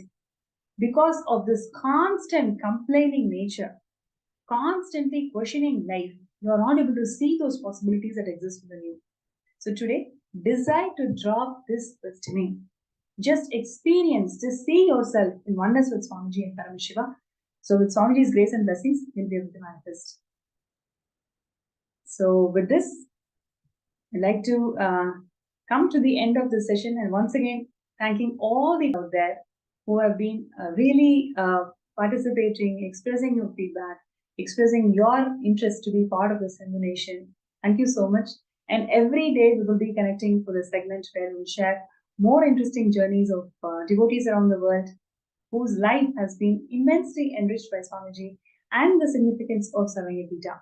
So I would like to remind all the participants once again, start your journey. And it is so important for you to start your journey now. Please do not postpone anything. Whatever you have, whether it is as an investment or a retirement fund or as a house or anything, whatever you have with you, decide that this contribution towards Samanyapita is going to immensely benefit the whole of the humanity. So take the decision today, take that sankalpa today to manifest SJP. I request everybody to sign up sksjp.org/contribute. And it is a wonderful opportunity where all of us are going to open the whole Mahakailasa to the entire humanity for everybody to experience in the breathing space of Avatar. So with that note, we would like to end the session, and we will be moving on to Bhava Samadhi Darshan, the most invited movement of the day, experiencing the Bhava Samadhi Darshan of the Supreme Pontiff of Hinduism, Bhagavan Nithyananda Paramashivam, manifesting the 64 forms of Paramashiva.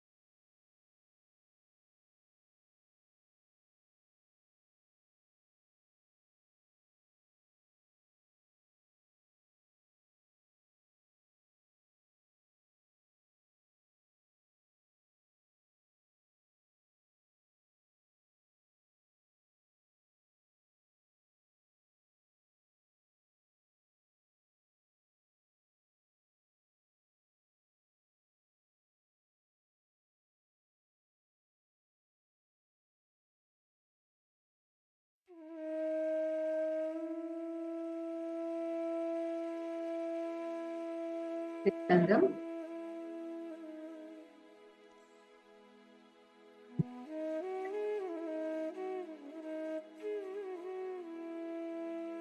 Just had a beautiful session, and we listened to a powerful experience also. Now, what we are going to be entering into is one of the more weighted session, which is having the darshan of Bhagavan. Let us all get ready for this Bhava Samadhi darshan. We welcome all the YouTube viewers, Facebook, and all other social media platforms, everyone who has tuned in now for this segment where we are going to be experiencing the Bhava Samadhi darshan of Bhagavan Chandrasekhara Murthy and Garudantika Murthy, Bhujaga Lalita Murthy, Apatuttarana Murthy, and Gajantika Murthy forms. And through all of these forms, we are going to receive the protection of Paramashivam. Understand? In every level in your life, for example, if you are struggling with something, you're not able to move some things in your life, you're not able to achieve some things in your life, or you're feeling constantly terrorized by your own self because the patterns that you fall into or because of the failures that you face, in every level, whether it is somebody from external trying to attack you or it is from your own patterns which is failing you inside you, having this Bhava Samadhi darshan will protect you and heal you from all those pains, sufferings, and give you the ultimate protection, the protection which will help us in every aspect of our life. During the Bhava Samadhi darshan, something phenomenal happens in our brain. The frequency raises, and that frequency goes to the level where it starts being in sync with the cosmic frequency. So what does that have to do with our day-to-day life? The very quality of your life starts excelling. The way you understand things, the way you cognize things, everything starts transforming phenomenally. And the darshan that we are going to be having now, all you need to be doing is just sit in the space of gratitude, where you drop all your wants, needs, everything. Just melt in that space of gratitude, where you're extremely grateful for cosmos descending in this Nijavatar as our beloved Swamiji. Everything else will just happen to you. You'll be entangled and you will be raised to a very beautiful space, and you will start being able to manifest anything that you want in your life. Now, let us all get ready. We are going to be chanting the Dhyana Shlokas now.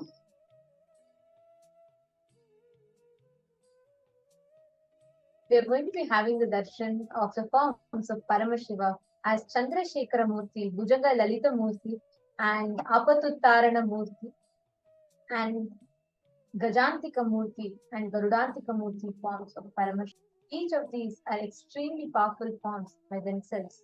So now let us all chant the Dhyana Shloka of Bhagavan Chandrasekhara Murthy during the Bhava Samadhi darshan to literally mirror the neurons of Swamiji. When Swamiji is manifesting, so Swamiji is manifesting these various dimensions of the cosmos, all the powerful cognitions, the powerful components of those aspects of the cosmos gets awakened in you.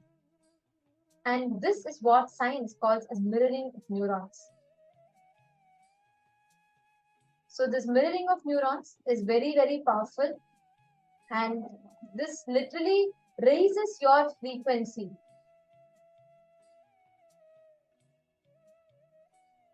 And during the darshan, all your Satya Sankalpa, all your wants and needs, just drop that song and just drop, and you literally become at peace in coexisting with the divine.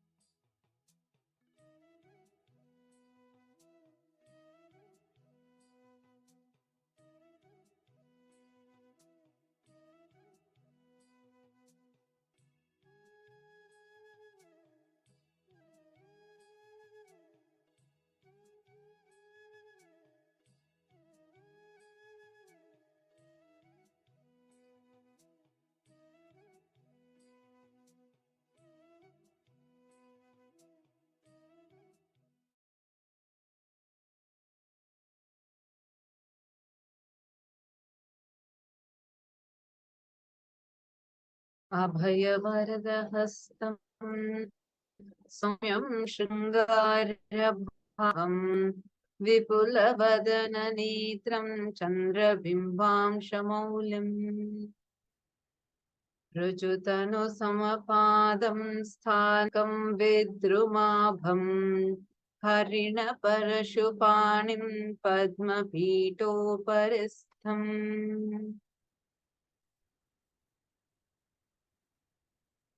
दिव्याम्बरान्वितो वापि मृगाजिनयुतोऽपि वा हस्तब्रह्मकपालेन नानापुष्पैरङ्कृतः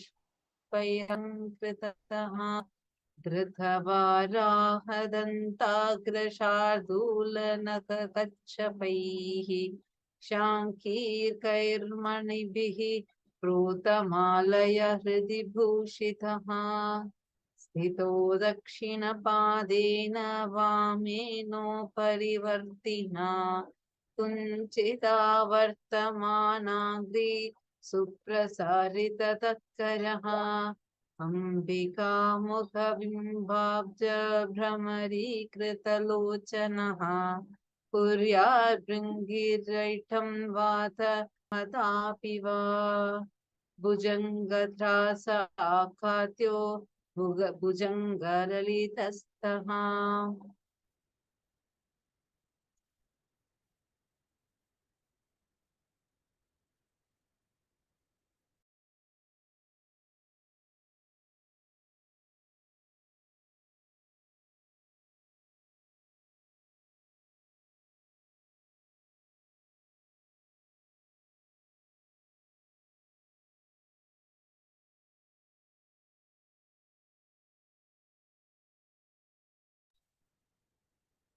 This is a form of Nataraja, may be designed so as to be attired in elegant and bright cloth or in the hide of an antelope. He is well adorned with a garland of skulls of Brahma and various kinds of flowers. He is wearing the tooth of a boar, tiger nail, and the shell of a tortoise. His chest is adorned with a string made of the balls designed with the conch. His right foot is straight and the left foot is raised.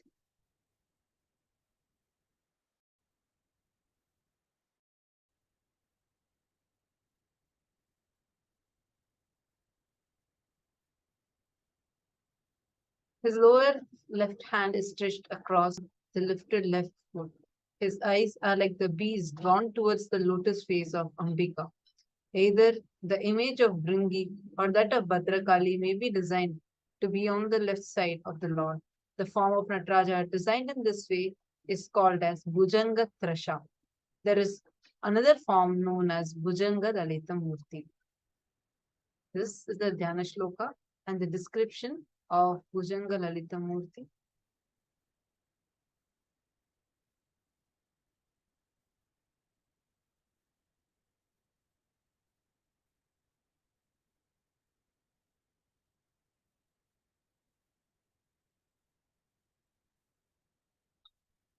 Now, let us all get ready. Let us sit with our head, neck and spine in a straight line. Close your eyes.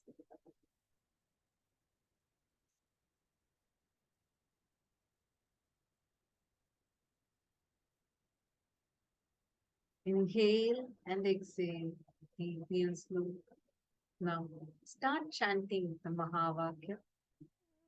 Om Nithyananda Paramashivam. Om Nithyananda Paramashivam.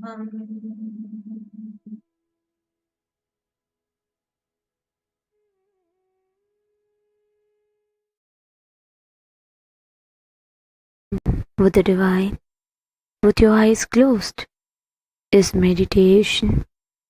Connecting with the divine, with your eyes open, is darshan. Come, let us all now move from meditation to darshan. Slowly, very slowly, please open your eyes.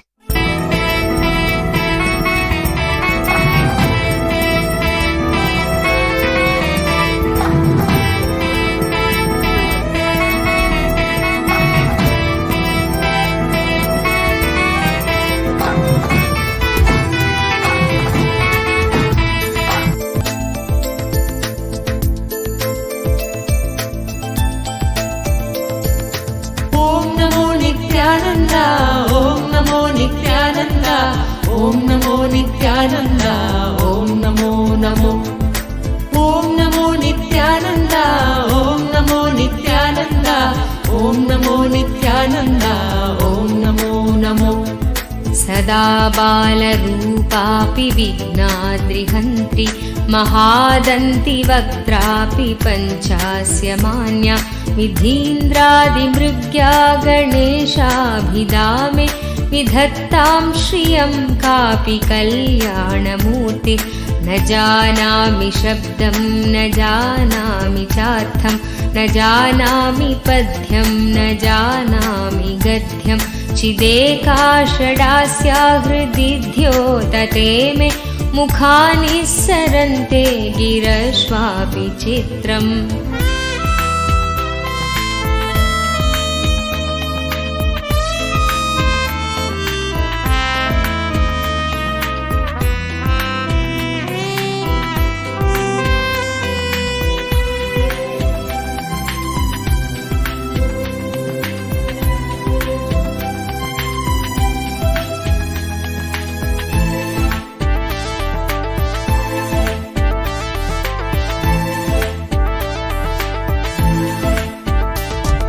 मयूराधिरूढं महावाक्यगूढं, मनोहारिदेहं महच्चित्तगेहं, महीदेवदेवं महावेदभावं, महादेवबालं भजे लोकपालं. यदा सन्निधानं गता मानवामि, भवाम्भोधिपारं गदास्ते तदैव. इति व्यञ्जयन् सिन्धुतीरे नास्ति, तमीडे पवित्रं पराशक्तिपुत्रम्. ॐ नमो नित्यानन्द, ॐ नमो नित्यानन्द, ॐ नमो नित्यानन्द, ॐ नमो नमो. ॐ नमो नित्यानन्द, ॐ नमो नित्यानन्द, ॐ नमो नित्यानन्द, ॐ नमो नमो.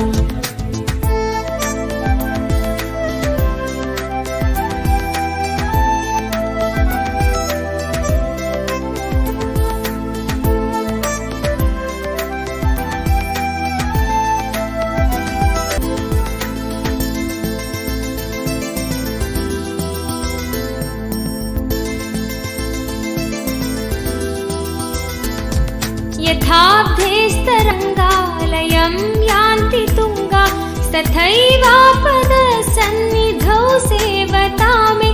इति वोर्मि पङ्क्तिर्नृणां दर्शयन्तं, सदा भावये हृत्सरोजे गुहं तं. गिरौ मन्निवासे नरायेऽधिरूढा, तदा पर्वते राजते ते धिरूढा. इतीव ब्रुवन् गन्धशैलाधिरूढ, स देवो मुदे मे सदा षण्मुखोऽस्तु. ॐ नमो नित्यानन्द, ॐ नमो नित्यानन्द, ॐ ॐ नमो नित्यानन्द ॐ नमो नमो ॐ नमो नित्यानन्द ॐ नमो नित्यानन्द ॐ नमो नित्यानन्द ॐ नमो नमो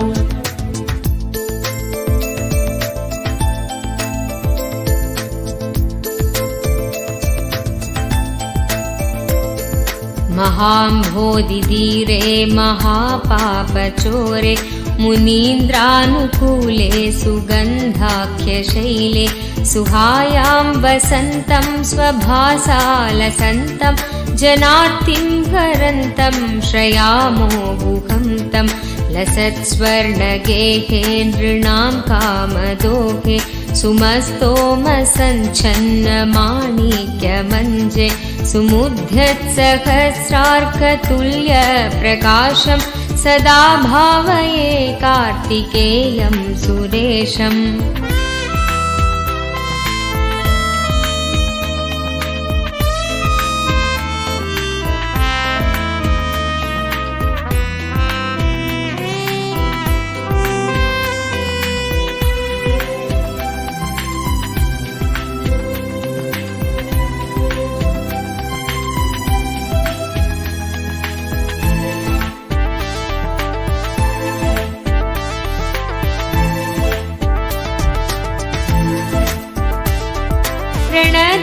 सके मञ्जुलेद्यन्तशोणे मनोहारि लावण्य पीयूषपूर्णे मनःषड्मे भवल्केशतप्त सदा मोदतां स्कन्दते पादपद्मे सुवर्णाभदिव्याम्बरैर्भासमाना कणत्किङ्किणी मेखला शोभमाना लसद्धेमपट्ठेन विद्योतमाना कटिं भावये स्कन्दते दीप्यमानाम् ॐ नमो नित्यानन्द ॐ नमो नित्यानन्द ॐ नमो नित्यानन्द ॐ नमो नमो ॐ नमो नित्यानन्द ॐ नमो नित्यानन्द ॐ नमो नित्यानन्द ॐ नमो नमो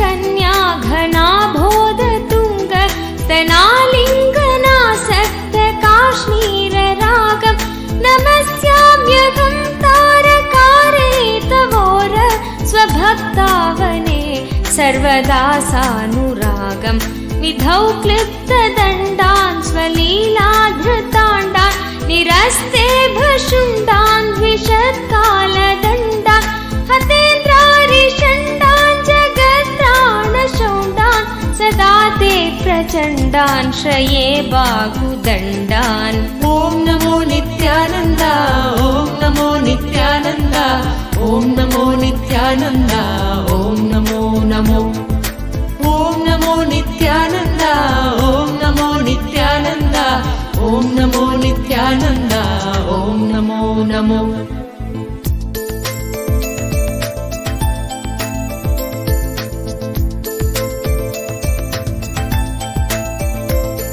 सदा शारदा षण्मृगाङ्काय दिस्यु सुमुध्यन्वस्थिता श्वेत्समन्तात् सदा पूर्णबिम्बाकलङ्गैश्च हीना तदा त्वन्मुखानां ब्रुवे स्कन्दसाम्यं स्फुरन्मन्दहासैः सहंसानि सञ्चत् कटाक्षावली भृङ्गसङ्घोज्ज्वलानि सुधास्यन्ति बिम्बाधराणीशसूनो तवालोकये षण्मुखाम्भोरुहानि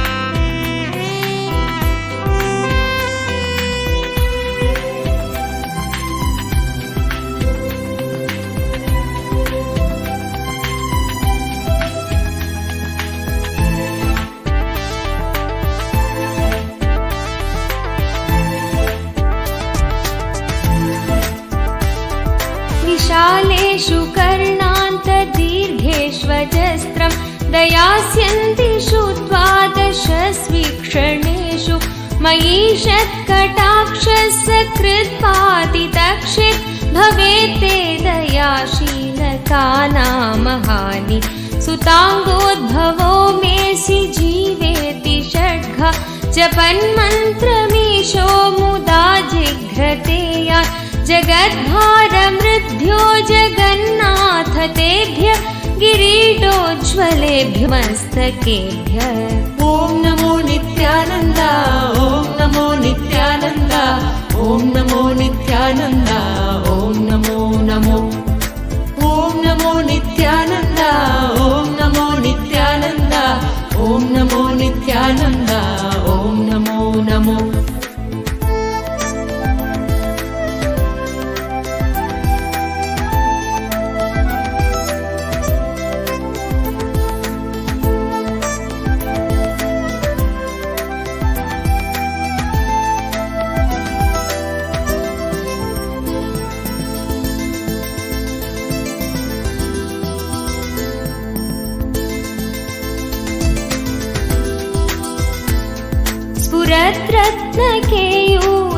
रत्नकेयूरहाराभिराम श्वलत्कुण्डलश्रीलसत्खण्डभाग कटौपीतवासाकरे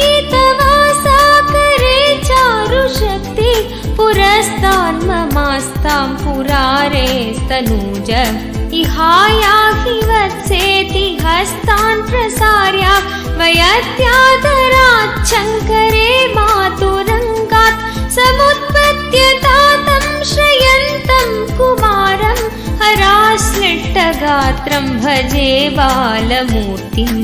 ॐ नमो नित्यानन्द ॐ नमो नित्यानन्द ॐ नमो नित्यानन्द ॐ नमो नमो ॐ नमो नित्यानन्द ॐ नमो नित्यानन्द ॐ नमो नित्यानन्द ॐ नमो नमो।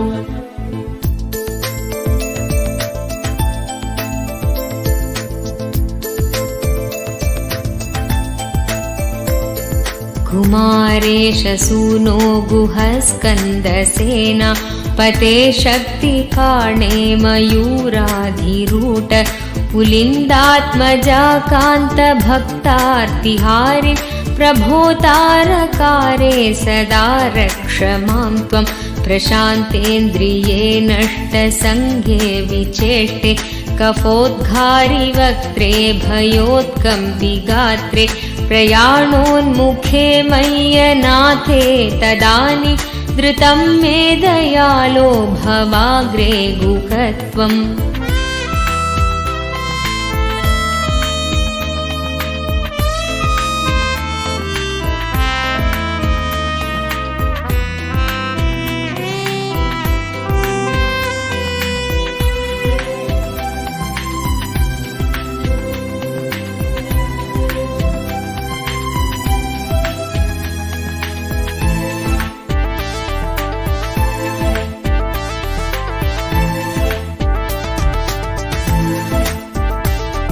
कृतान्तस्य दूतेषु चण्डेषु कोपा दृहच्चिन्धि भिन्दीति मां तर्जयत्सु मयूरं समारोह्य माभैरिति त्वं पुरःशक्तिपाणिर्ममायाहि शीघ्रं प्रणम्यासकृत्पादयोस्ते पतित्वा प्रसाद्य प्रभो पार्थयेनेकवारम् न वक्तुं क्षमोकं तदानीं कृपाब्धे न कार्यान्तकाले मनागप्युपे। नित्यानन्द ॐ नमो नित्यानन्द ॐ नमो नित्यानन्द ॐ नमो नमो ॐ नमो नित्यानन्द ॐ नमो नित्यानन्द ॐ नमो नित्यानन्द ॐ नमो नमो।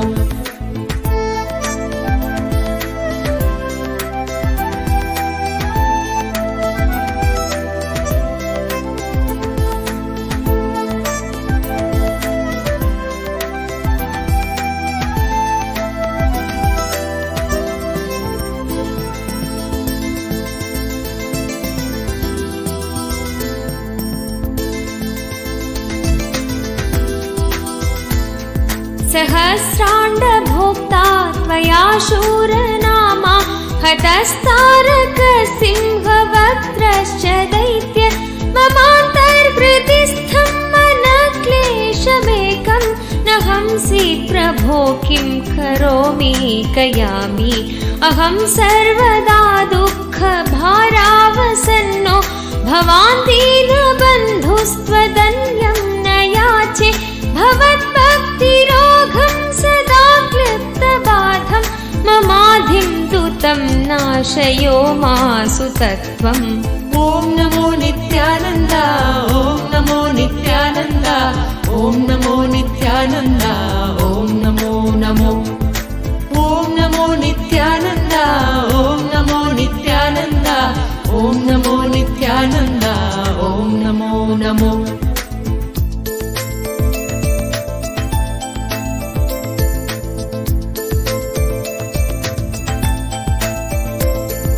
अपस्मारकुष्ठक्षयाशप्रमेह स्वरोन्मादगुल्मादिरोगा महान्त पिशाचाश्च सर्वे भवत्पत्र भूतिं विलोक्य क्षणात्तारकारे द्रवन्ते दृशिस्कन्दमूर्तिश्रुतौ स्कन्दकीर्तिर्मुखे मे पवित्रं सदा तच्चरित्रं करे वपुस्तस्य भृत्यं कुहे सन्तुलीना ममाशेषभावा।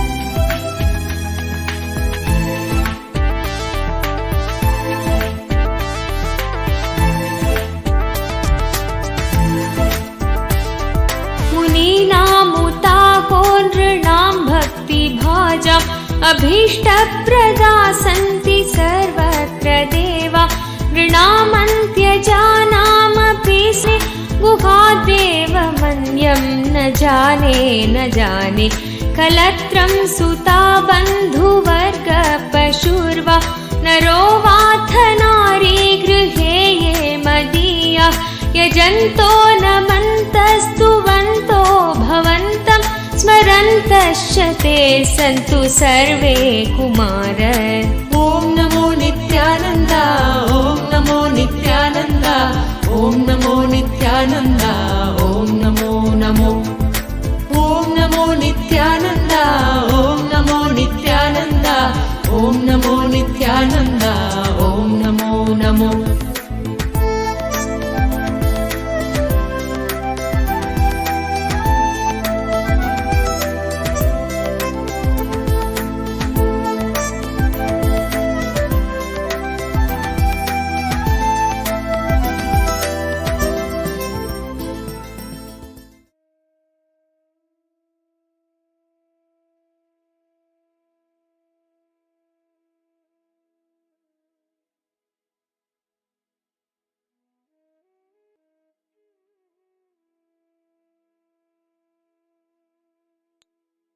Nithyananda, you had such a beautiful darshan of Chandrasekhara Murti and Apatuttarana Murti, Gaudantika Murti, the forms of Paramashiva.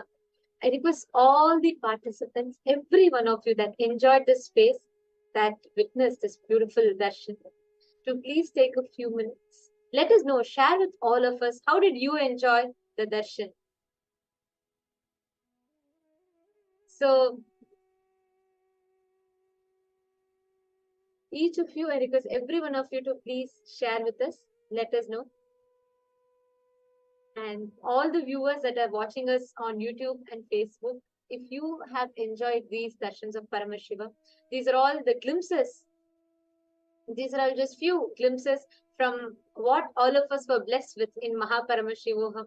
If you have an opportunity to have this darshan live in the presence of Swamiji with the two-way video conferencing, the Anandiksha. So, all of you that are enjoyed this darshan, we welcome everyone to join. If you would like to receive this darshan as live initiations, do not miss sign up to Mahaparamashivoham in the link that is projected for all of you, sksjp.org/contribute. Please sign up there and you too can become a part of this beautiful happening. Our next Mahaparamashivam is coming up. It's just round the corner. It's starting on the 9th of February. And be there and enjoy the Mahaparamashiva celebrations. So we